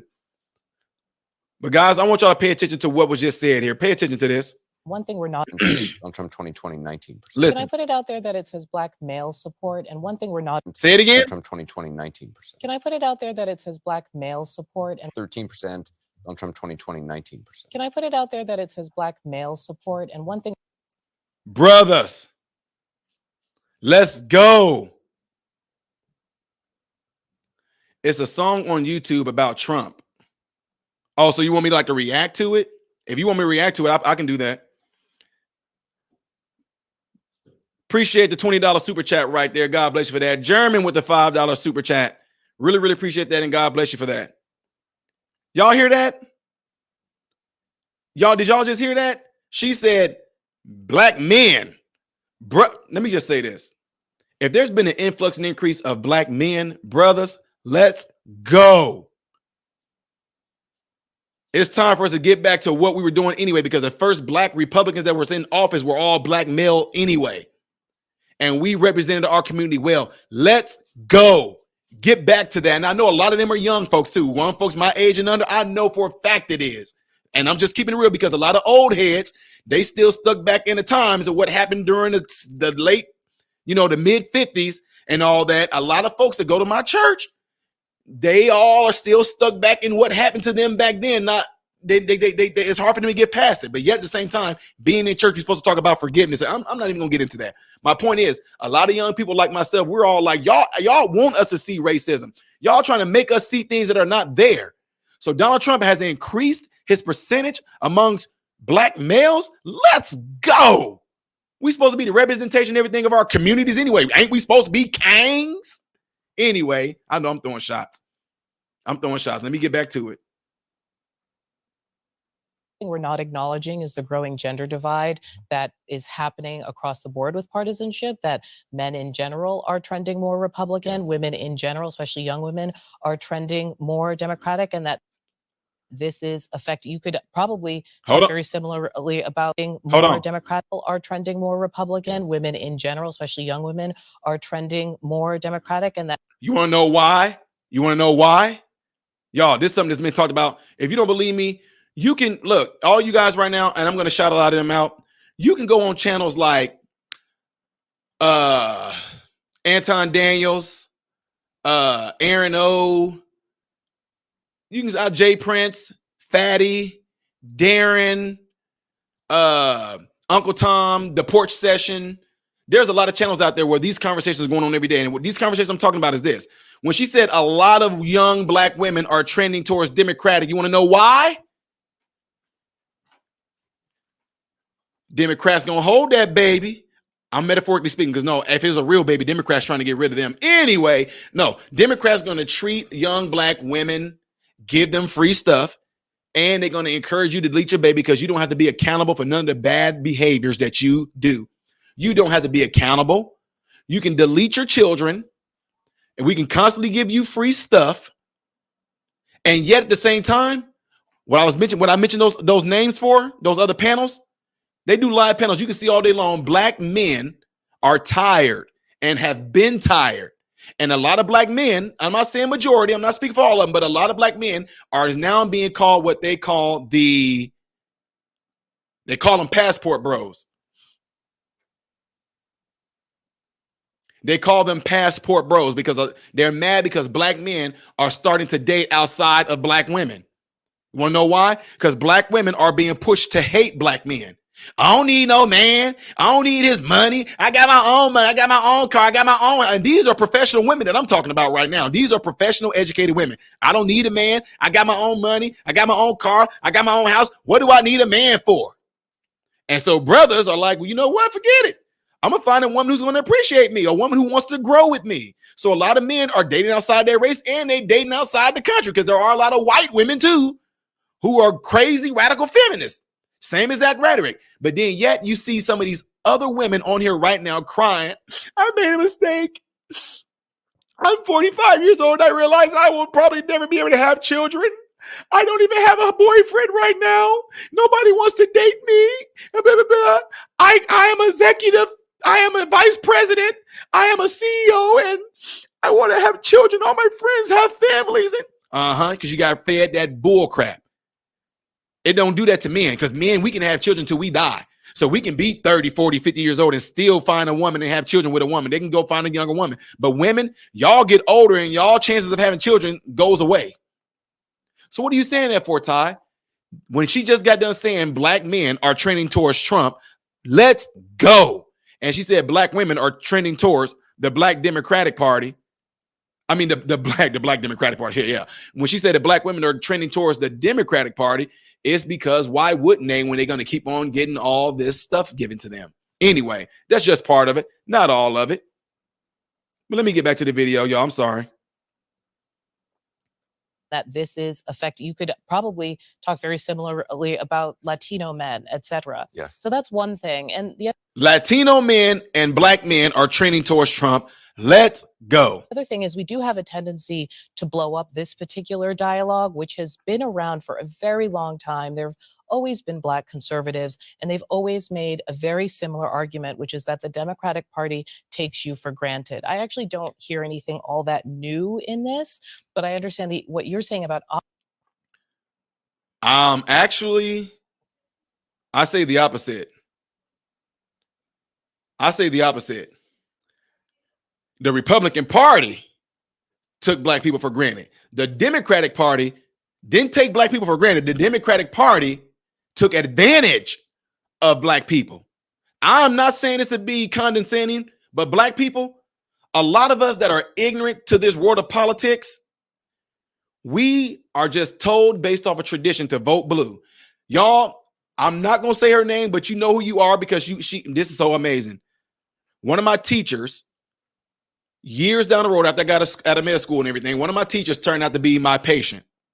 And I said to that teacher, I remember being in school and you guys had us doing this mock voting. I don't know who it was, ladies and gentlemen, but look, I don't know, y'all. I was really young at the time. I maybe have been in the third, fourth grade. But anyway, at that time, whatever year this was, when it was the first George Bush, whatever year that was, I was a kid. I don't know who George Bush was running against, but all I know is that the teachers them had a box that had a donkey on it, and they had a box that had an elephant on it. And the teachers told us, they said, we're going to do some voting. You're going to vote for George. I don't know who the other person was, guys. I was too young. But what the teachers told us was this. They said, black people, you guys are going to vote for the donkey, which is blue, because the donkey, they're the ones that always help the black people. They told us that. And I told my teacher, Miss Ooh, almost said her name. I told my teacher that. She was like, Ty, I'm so sorry. I'm like, yeah, I don't know what it was about, but I just do know for a fact that you remember you had those mock votings and you told us the blue one is the ones that help the black people and the red ones is the one that are only for rich people, blah, blah, blah, blah, blah. So which one are you guys going to vote for? So of course we went up there and we put our envelope in the donkey. So they were already pre-programming us to vote Democrat at a freaking young age. I was like in the second or third grade. So imagine that. And now you get same exact rhetoric kind of goes on in school and they try to say critical race theory. It's a part of it. What part? Where is critical race theory at in history? This is what I don't get. For those of you that always people try to say, you don't know what you're talking about with critical race theory. I had 5 minutes to speak at that school board meeting. But I interpreted what critical race theory was and I blasted it open. That's why a lot of them got pissed. If it wasn't a threat, then they should have been like, oh, that guy doesn't know what he's talking about. Let's leave him alone, going about our business. But no, they had to keep on trying to find some way to get at me, and it didn't work. You say critical race theory. This is what it's all about. Critical race theory is supposedly claimed in the end that there are systems that were put in place long before any of us came along, that these systems was put there strategically to only benefit white people, right? This is what they said. A lot of them have no idea that this all came from Marxism. Critical race theory is nothing but a derivative of Marxism, but it's easy to use it with black people because they know that pushing race is going to be a thing to get people riled up and behind it. But before I get into that, let me go ahead and read the super chat. And while I'm reading the super chat, would y'all do me a favor? Hit the like button right now. Hit the like button and don't forget to see if you are still subscribed to my channel. Okay, German says the Democrat Party is paying and using Nikki Haley to calculate how many votes they need to fabricate the steal for 2024 election. It's intentional. It's a good point. Good point. And I appreciate you for that super chat there. So check this out, ladies and gentlemen. When they try to say critical race theory is a part of history, I say, what part of history? Why does it need to be taught? What is it going to do? Who is it going to progress? But if you can push a rhetoric to make people currently hate the people that are in their face right now in today's world, that is completely wrong. That is strategic, and there's nothing to do more than to divide us. That's all it's there to do. No, we're talking about history. If it's history, why is it making people not like each other currently? See, kids don't know how to do that. That's why they got us when they showed us Amistad in like the 4th grade or 5th grade. They showed us the movie Amistad. It made me want to go out and beat up all my white friends. And that's why the kids that I mentor over, they are not the schools, the kids that I mentor over, the kids are not allowed to have no sexual education of nothing whatsoever. And if there's any shape, form, or fashion of critical race theory being taught, our kids are not in those programs. Black and white kids of a certain social economic level. We pull them out of that bull crap. If I was in the 5th grade and they showed us the movie Amistad and that movie made me want to go and beat up my white friends, what do you think they're going to do with this stuff right now? Even though it was a movie, I still felt mad like, man, look what y'all white people did to us. And that's what I'm saying that for. Kids are not ready and they shouldn't be seeing any of that stuff right now because you're going to end up forming nothing more than some young activists at that age. And if there's nobody like Ty Smith and other mentors that will come along and blast that crap wide open, it can get instilled in these kids' subconscious. They're going to be exactly who y'all see right now, breaking in stores, burning down stuff, beating up other folks, talking about our reparations. It's our time because that stuff got implanted in them at a young age in their subconscious. And then when the Democratic Party, them keep on repeating it and showing this stuff all on the news, showing it on YouTube, seeing nothing but videos of police beating up black people, see videos of nothing but white people fighting black, seeing nothing but a white man saying this to them. If that's all they seeing, then that's what their world is, and that's all they're gonna see. That's why if they go into a store and a white person look at them, dang, why are you looking at us? You racist or something? That's why if they're doing something wrong and it just happened to be, God forbid, if it just happened to be a white person to correct the black person, who you think you talking to? You what you trying to usurp your white privilege on me? That's why they respond that way, because they got to them at a young age in their subconscious in school. And that's why individuals like myself become a threat when I blast this stuff wide open, because they make them see the world through that lens. They make them see the world through the lens of what they teach in school when it comes to things like slavery. They only want you to see it in the view that black people are always the victims, white people are always doing us bad, police are always out for us, and they keep on showing them video after video after video after video and video. YouTube put the stuff in their feed. Yeah, you like seeing black people get beat up. Let me put you some more videos in there. Oh, you like seeing police doing black people wrong. Let me put some more video. YouTube will send that stuff to you all day, and YouTube plays their part in it too. And that's why when somebody like me comes up, they get angry. Like I can't see the world like they see it. You must not be black for real. You must have a silver spoon. I bet you grew up in a gated community. You never experienced. See, that's what you've been trained to do. Having no idea. I was about to be one of the people that would have robbed you or mugged you. I was about to be that type of person. I got family right now that are some of the biggest, they're some of the biggest street pharmacists and company owners in the world. Y'all follow me? I got some family members that are some of the biggest CEOs over street pharmacies through some states, right? When my family, my sons, them get to see some of my CEO pharmacy owning family, they get to hear my family say to my sons, man, your dad was the worst.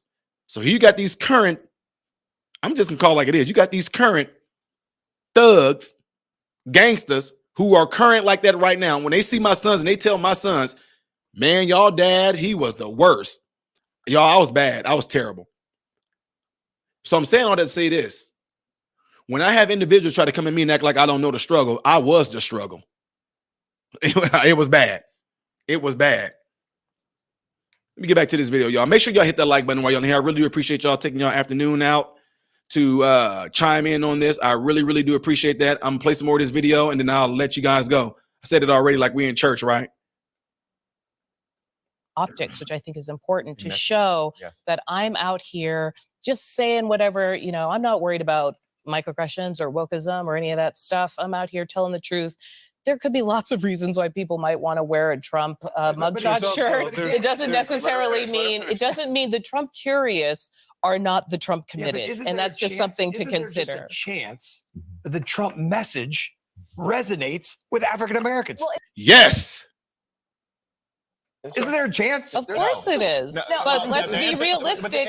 But let's be realistic about what we're talking about. We're not talking about people just straight up waltzing over to Trump. We're talking about people who decide, I don't care enough about this election because I don't think either candidate will materially change my life.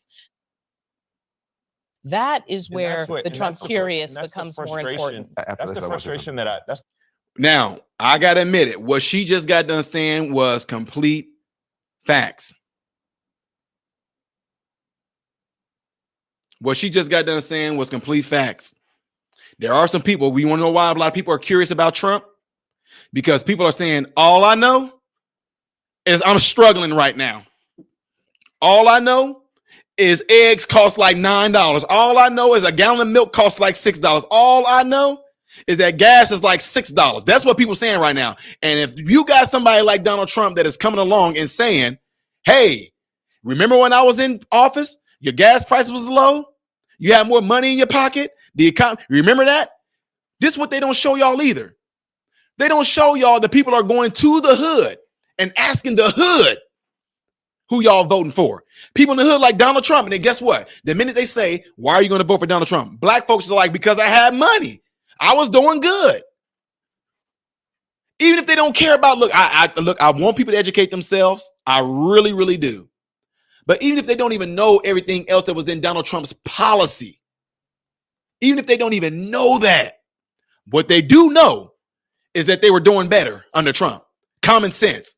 So y'all can try to throw in all y'all shenanigans. Well, black people don't know that Trump is just a racist, and black folks like, okay, you can call him a racist, but all I know, y'all say Joe Biden is not a racist.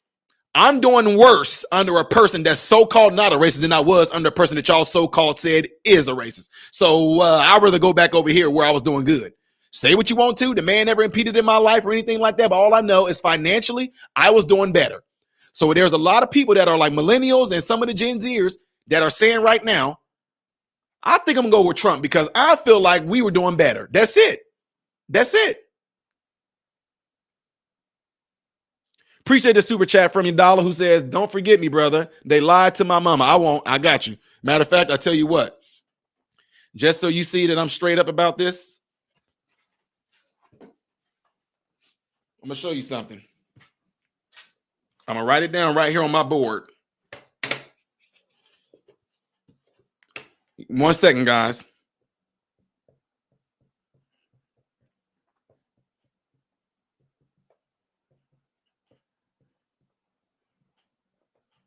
You got it right there.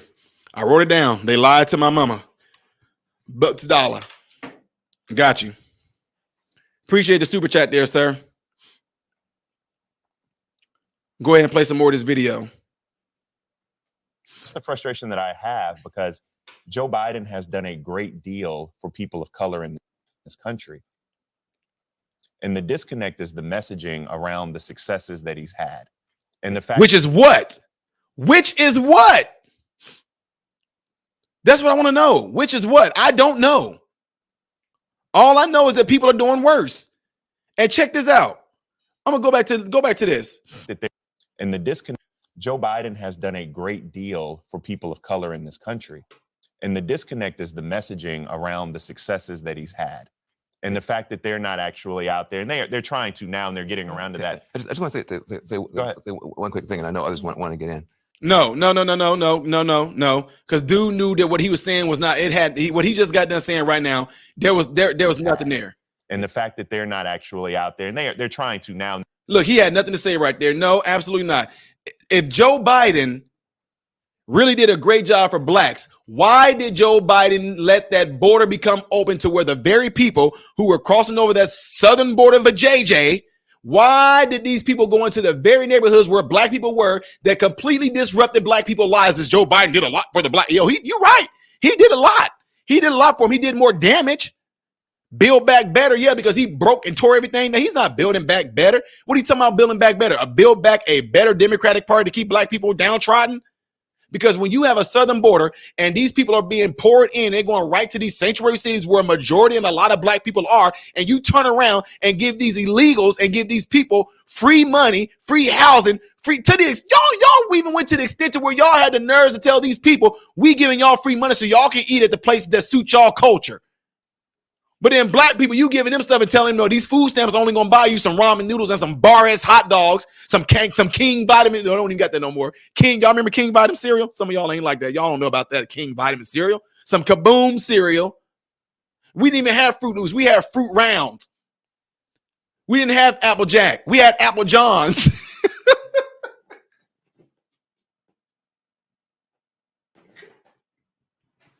We didn't have Fruity Pebbles. We had Fruity Flakes. We didn't have Lucky Charms. We had Marshmallow Mateys. I know what I'm talking about. I know what I'm telling y'all. We didn't have small smoked sausage. We had Vienna sausage. We didn't have spaghetti. We had ramen noodles. That's what we... Some of y'all don't know about that. We didn't have milk. We had powder milk that you had to pour out and then mix it with some water. And if you didn't have that, you had to pour your water. You had to pour some dang on water in the cereal. We didn't have Cocoa Puffs. We had Cocoa Dots. I'm not lying.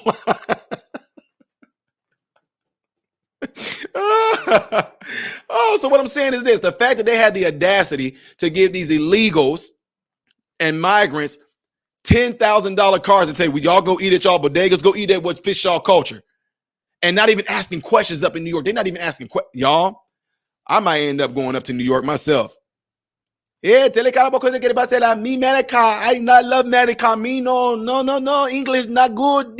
Money need eat. Family eat. I will fake that so good. No, me Ghana.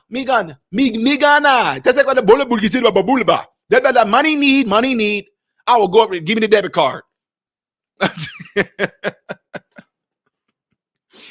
Oh man. Anyway, that guy had no argument because he had no proof that what Joe Biden is doing, what Joe Biden did is helping black folks. It made it worse with the migrant crisis. That's like, to me, almost, it was like a direct attack on the black community because he let these people into these places. Black community schools are one of the after school programs. I'm not going to say the name because you might try to show up there and see if I'm there. A lot of black people that went to after school programs, there was a note on the door when they showed up that pretty much told them that the after school program was shut down because they got to house the migrants. A lot of mothers who worked certain shifts, they had it was so devastating to them. Y'all have no idea. Let me go ahead and play some more of this video. I know I keep saying it, y'all. I'm sorry. And they're getting around to that. I just want to say one quick thing, and I know others want to get in. One of the great achievements, I think, of progressive black leadership has been to hold the black and brown communities together despite immigration. And that is beginning to erode. In other words, there was in the 90s, especially in California, there's an attempt to pit black and brown together, saying the immigrants are taking black jobs in particular. And we beat that back. We said, we're not going to let this economic argument put us in the camp, what we think is basically a fundamentally racist attempt to push brown people down and to create brown second-class citizens. And I think that was a huge achievement. And people now take it for granted that black and brown people are going to vote together. Because of what's happened, it's very important. Because of these Republican governors shipping immigrants into blue cities, and they're landing in black communities and in places like New York and other places, black students are not able to go to schools and use facilities sometimes because this artificially manufactured conflict between black and brown folks at the grassroots level. Hold on a second. Shipped by Republican governors. Most of them are not transplanted as photo. Exactly. They show ain't call them on that bull crap. No, they're not. We can argue about, but we can argue about. But I think it's important now because the Obama coalition, and which you know more about than anybody else, and the Biden coalition assumed certain groups would stay together. And you are seeing some of that beginning to fray. We should be able to talk about it. Can I say one thing on this quickly? Because when I was with Donald Trump, I remember he engaged in some of this very pandering language. I'd say offensive pandering is putting it too lightly. He called something the Platinum Plan that was targeting the black community. Yes. That is certainly not why he's seeing some movement with black voters. I think what we're seeing is far more a reality of this shift of more the working class voter. What? The Platinum Plan? What was wrong with that? Do any of them even know what the Platinum Plan was? The Platinum Plan that Donald Trump was getting ready to roll out was going to be completely phenomenal. So wait a minute. Hold the front door. Hold the front door. Hold the front door. Let me go back to what she just said. Hold on. Voters. I think what we're seeing targeting the Black community, offensive pandering. Because when I was with Donald Trump, I remember he engaged in some of this very pandering language. I'd say offensive pandering is putting it too lightly. He called something the Platinum Plan. That was. Look at that. Look, if there are Black people in here, look at that. So what? All of a sudden, platinum is pandering to Black people? Platinum Plan. How is that pandering to Black people? Because he called it a plan. What does that got to do with us? Would it have been better if he said gold, silver, diamond? Are you serious? So right now, that's showing you where her mindset is on this stuff. The freak you mean because he called it a platinum plan? That's some language pandering to Black people. How? What do Negroes got to do with platinum? Now, if he would have said, I'm calling this a watermelon fried chicken platinum plan, I get that I get that. But just calling it the Platinum Plan? Because what? How is that any type of pandering language? How? So what, Black people associated with platinum? Since when? Now, if he would have called it the Black Fist Pick Plan or something like that.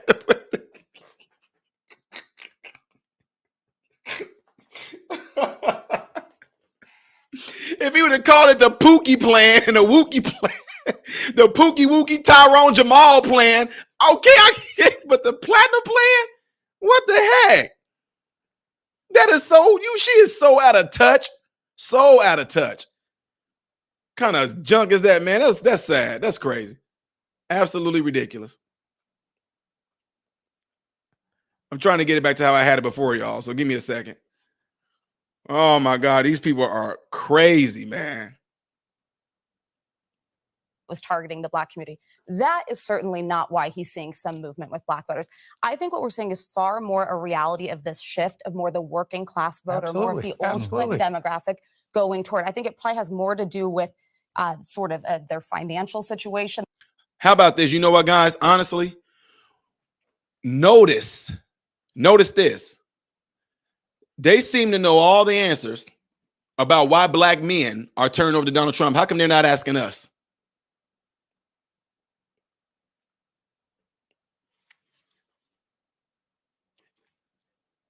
Again, hit that like button for me right quick. Hit it for me right quick. Hit that like button, ladies and gentlemen.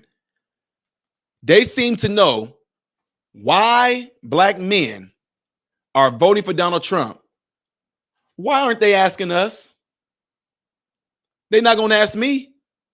Oh, because you a paid actor out of Montana and the Republican Party put you there and you Candace Owens' brother, you Larry Elder's nephew, and you Thomas Sowell's grandson.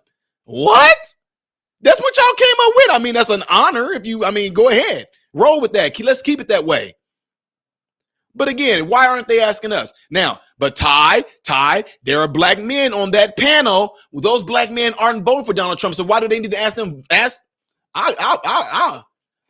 You know what? Bucks Dollar said the children of the migrants will become gangs and kill Black gangs like every time. Woo, that's gonna be but I hear you on that, Bucks. I don't know if that's gonna be going on in Chicago though. I have a lot of family in Chicago. I doubt the migrants gonna be able to get down. I hear you, bro. I hear you, but now I don't know about Chicago. Not the real. We ain't talking about the street corner hustler gangster. Like we talking about let me stop. I'm gonna just leave right there. But why aren't they asking people like me? And I'll take a little further for the ones that are watching this. Because I know there's trolls in here. Yeah, I could take a little further. You dare me? You want me to do this? Huh? Won't you ask me? You want me to do that? And not only that, I can take it even a little further. You don't like this either, do you? Look at that. This Negro got sent some wine from the Trump winery with some wine glasses in it. Ask me why I'm voting for Trump. Let's see if I'm voting for Trump because of the reason that they said on here. Let's see if I'm voting for him for that. I got to take this off delicately, ladies and gentlemen, because this hat came from Trump. I got it right out of his hand and got it signed. My girl, Katie McEnany, put her signature on there for me. Was a great press secretary. Got some other stuff I got to unbox that I can show y'all. They got Donald Trump's signature on it. Anyway, back to what I was just saying. Ask us. How about trying that? How about asking the black men why they're voting for Trump instead of assuming why you think you know why we voting for Trump? And then it has to do with a race Working class Hispanic. But there's sort of their financial situation. Then it has to do with a race. Working class Hispanic. But there's also, I want to ask a couple of questions. One is, how much of it is just about strength?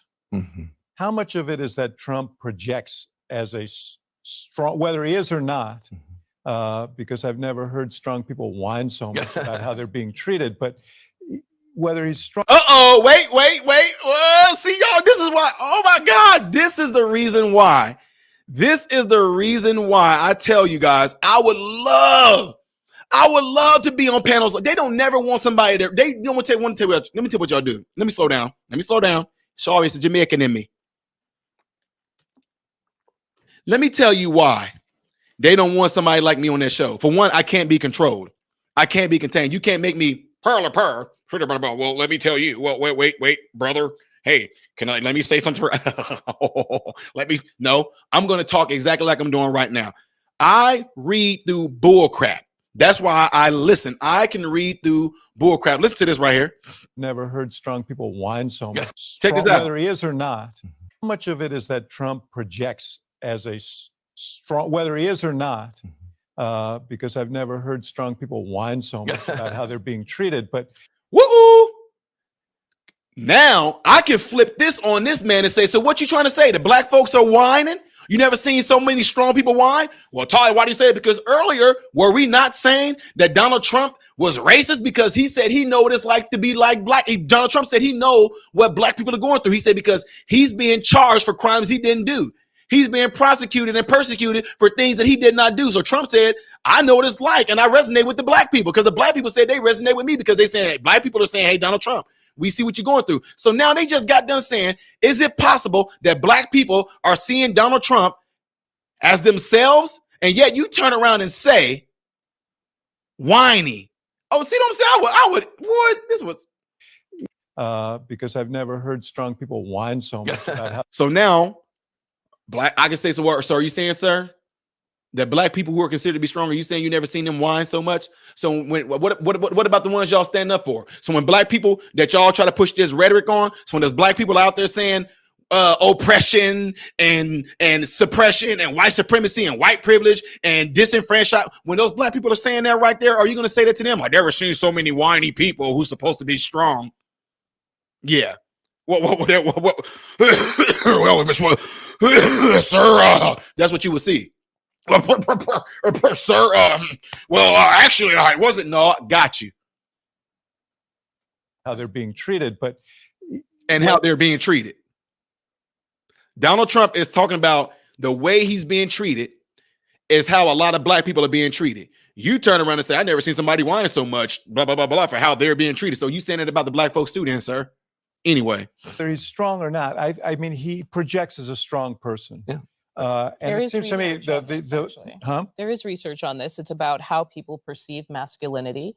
And yes, depending on your responses, it's a pretty good predictor of whether or not you're interested. Well, may in I address your point about these younger black men who are somewhat responding to him? And my other question is, how much, Bakari, is not just a failure to message properly, but also an inflation of expectations beyond what was actually possible?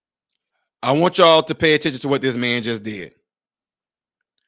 Pay attention to what this man just did.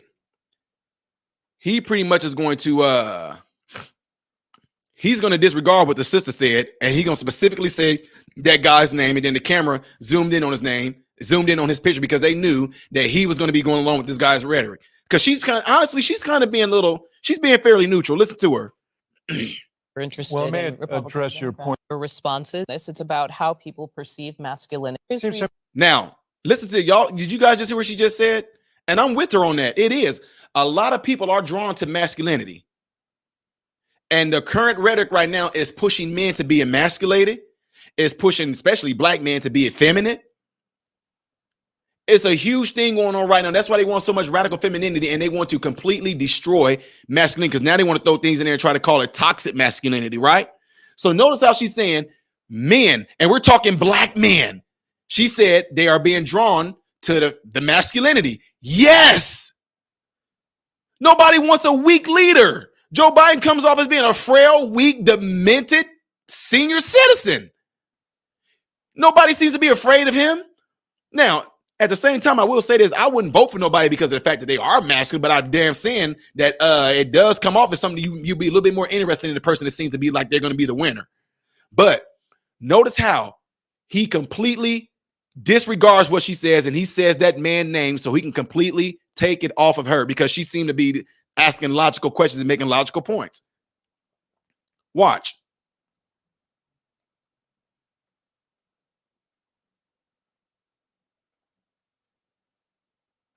To me, or not, I mean, he projects as a strong person. Yeah.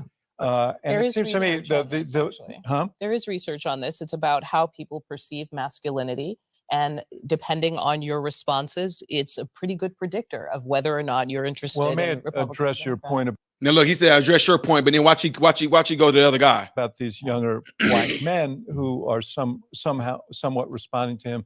And my other question is, how much Bakari is how much Bakari? So she's like, oh, yeah, you don't want to talk to me now. Okay. not just a failure to message properly, but also an inflation of expectations beyond what was actually possible. I mean, I think you're seeing both, and I think this is an election that we're watching to answer David's point a little bit in a social media vacuum. The voices that David is hearing and that Trump hears are the voices of 50 Cent when he's talking about immigrants up here and he's kind of misguided in his statements, or the voices of Killer Mike, or the voices of Meek Mill, which literally have no influence over a larger populace.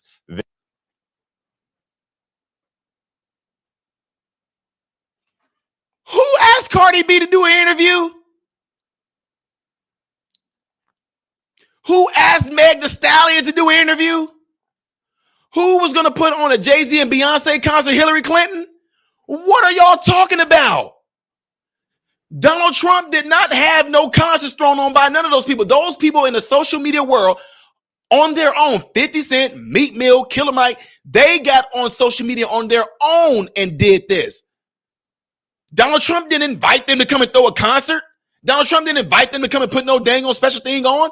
Donald Trump's not going around going, I have a bottle of hot sauce in my purse. Love hot sauce. I love hot sauce. Very good, by the way. Not going to say which one. I'm not endorsing it. Love hot sauce. Special on my fried chicken. I love fried chicken. He's not doing any of that. Donald Trump is just speaking factual truths. He see an issue, and if that issue is going on with a certain population of people, he's calling it out. And when he calls it out amongst a certain population of people, they say it's racist.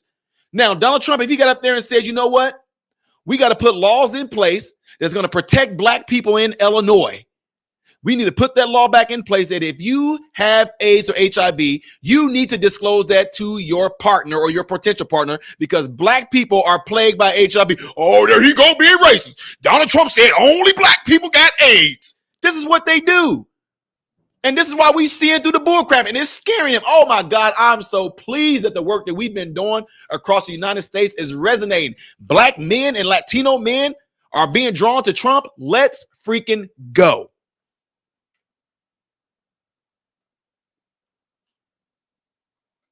Than their Twitter followers or what it may be, but yet and still they are loud. This is more of a function of what the Democratic Party has not done over the past 10, 15, 20 years than it is a function of the racism or policy of Donald Trump. And that see, again, I would have stopped him, sir. You said Donald Trump is racist. How? Sir, you said Donald Trump is racist. How? What did he do? Again, don't try to tell me what you think he said. I'm asking you, what did Donald Trump do to make him racist? Did Donald Trump open the border up so these migrants can go into all these black cities and kick black people out of homeless shelters, kick black people out of schools, out of school programs, daycare school? Did Donald Trump? Oh, Donald Trump did that? Who is being affected by it the most? Right now, who is crying out the most about what's happening to them because of the migrant crisis? Black people or white people? Oh, black people. Oh, I wonder why. And who did that? Oh, wait. No black people were crying about no migrant crisis or immigrants or illegals when Donald Trump was the president. Were they? No. So what are you talking about? Well, Donald Trump racist and his policy. Sir, what did Donald Trump? I'm not talking about what y'all try to twist him to what y'all trying to say that Donald Trump said. I'm saying, what did Donald Trump do while he was a president that was some type of policy that hurt black people?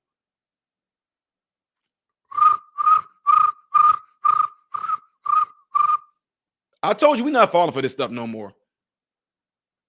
We almost there, y'all.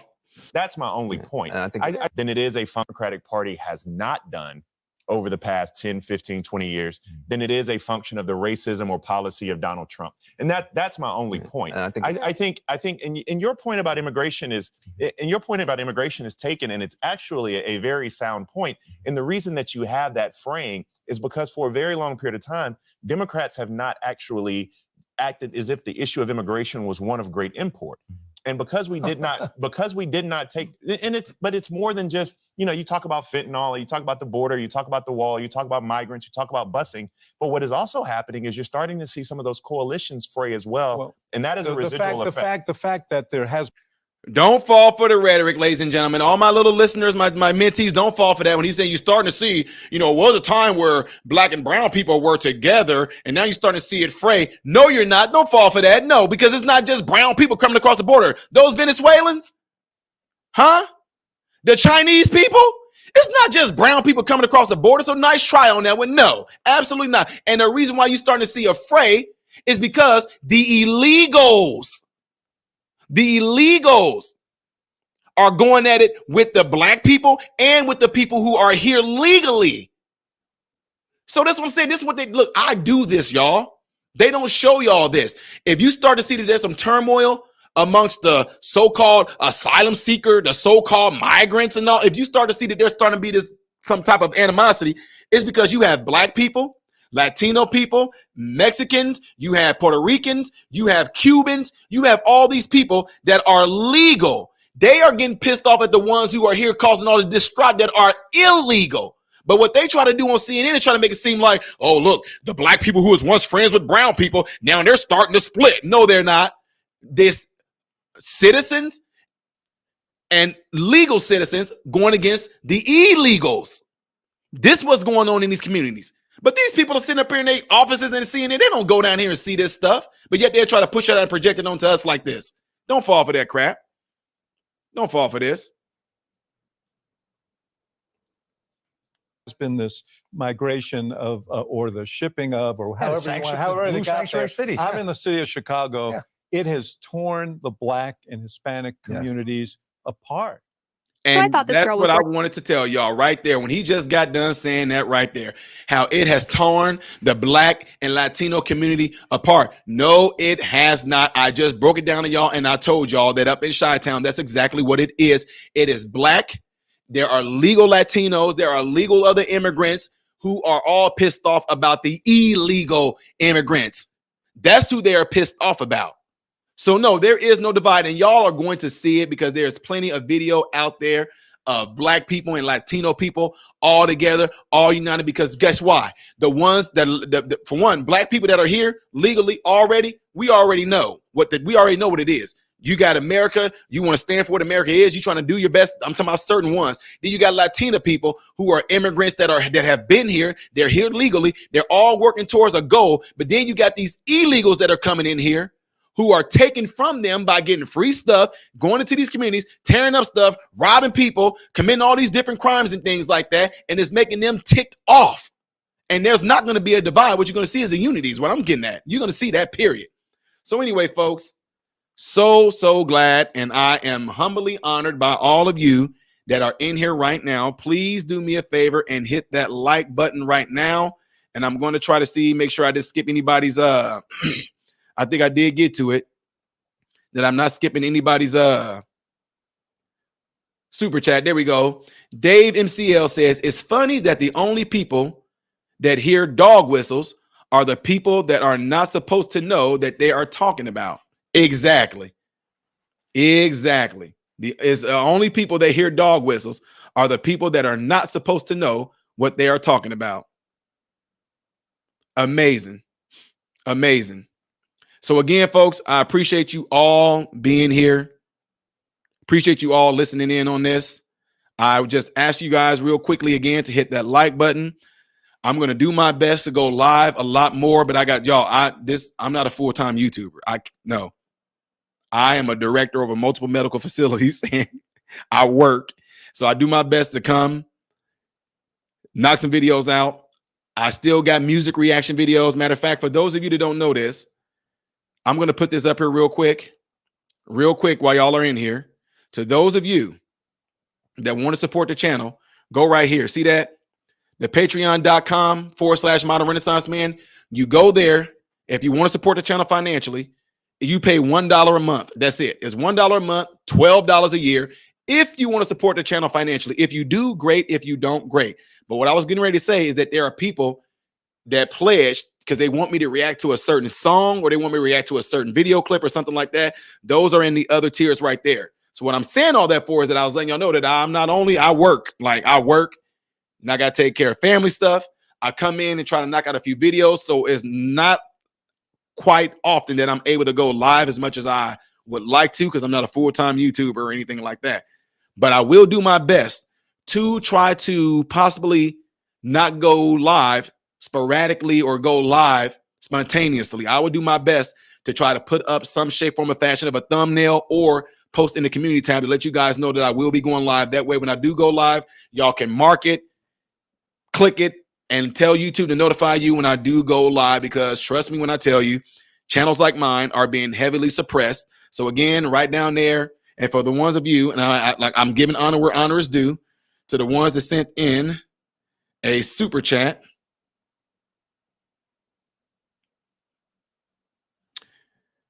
Tia Unconventional, God bless you, sent in a super chat. Joe, God bless you, sent in a super chat. Y'all don't worry about it. Y'all be like, well, how much? I'm not telling you how much it is. Doesn't even matter because I don't care if people send the dollars. I don't care what it is. Like I said, I'm just giving honor where honor is due.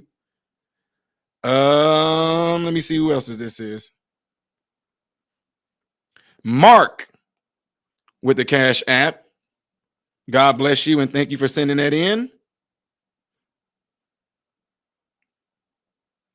Tommy with the super chat. God bless you and thank you for sending that in. All right, folks. So there it is. And to those of you that sent into Patreon and those of you that sent into PayPal, I'll read those off when I go live again. I'll give honor where honor is due, plain and simple. So make sure y'all hit that like button before y'all get out of here. And again, I cannot emphasize for you guys to double check to make sure you still are subscribed. I almost forgot this super chat right here. Ski Bro the Hero says, who used a black and brought Kentucky Fried Chicken to a black family as a white man to bring chicken to a black family, either a joke or meant as an insult? FJB. Exactly. With that being said, folks, y'all know how I end all my videos. I'm Ty Smith, modern Renaissance man, hoping and praying that every last one of you have food, shelter, and clothing. And most of all, I pray every last one of you guys are in great health, mentally, physically, emotionally, and spiritually. God bless you all through.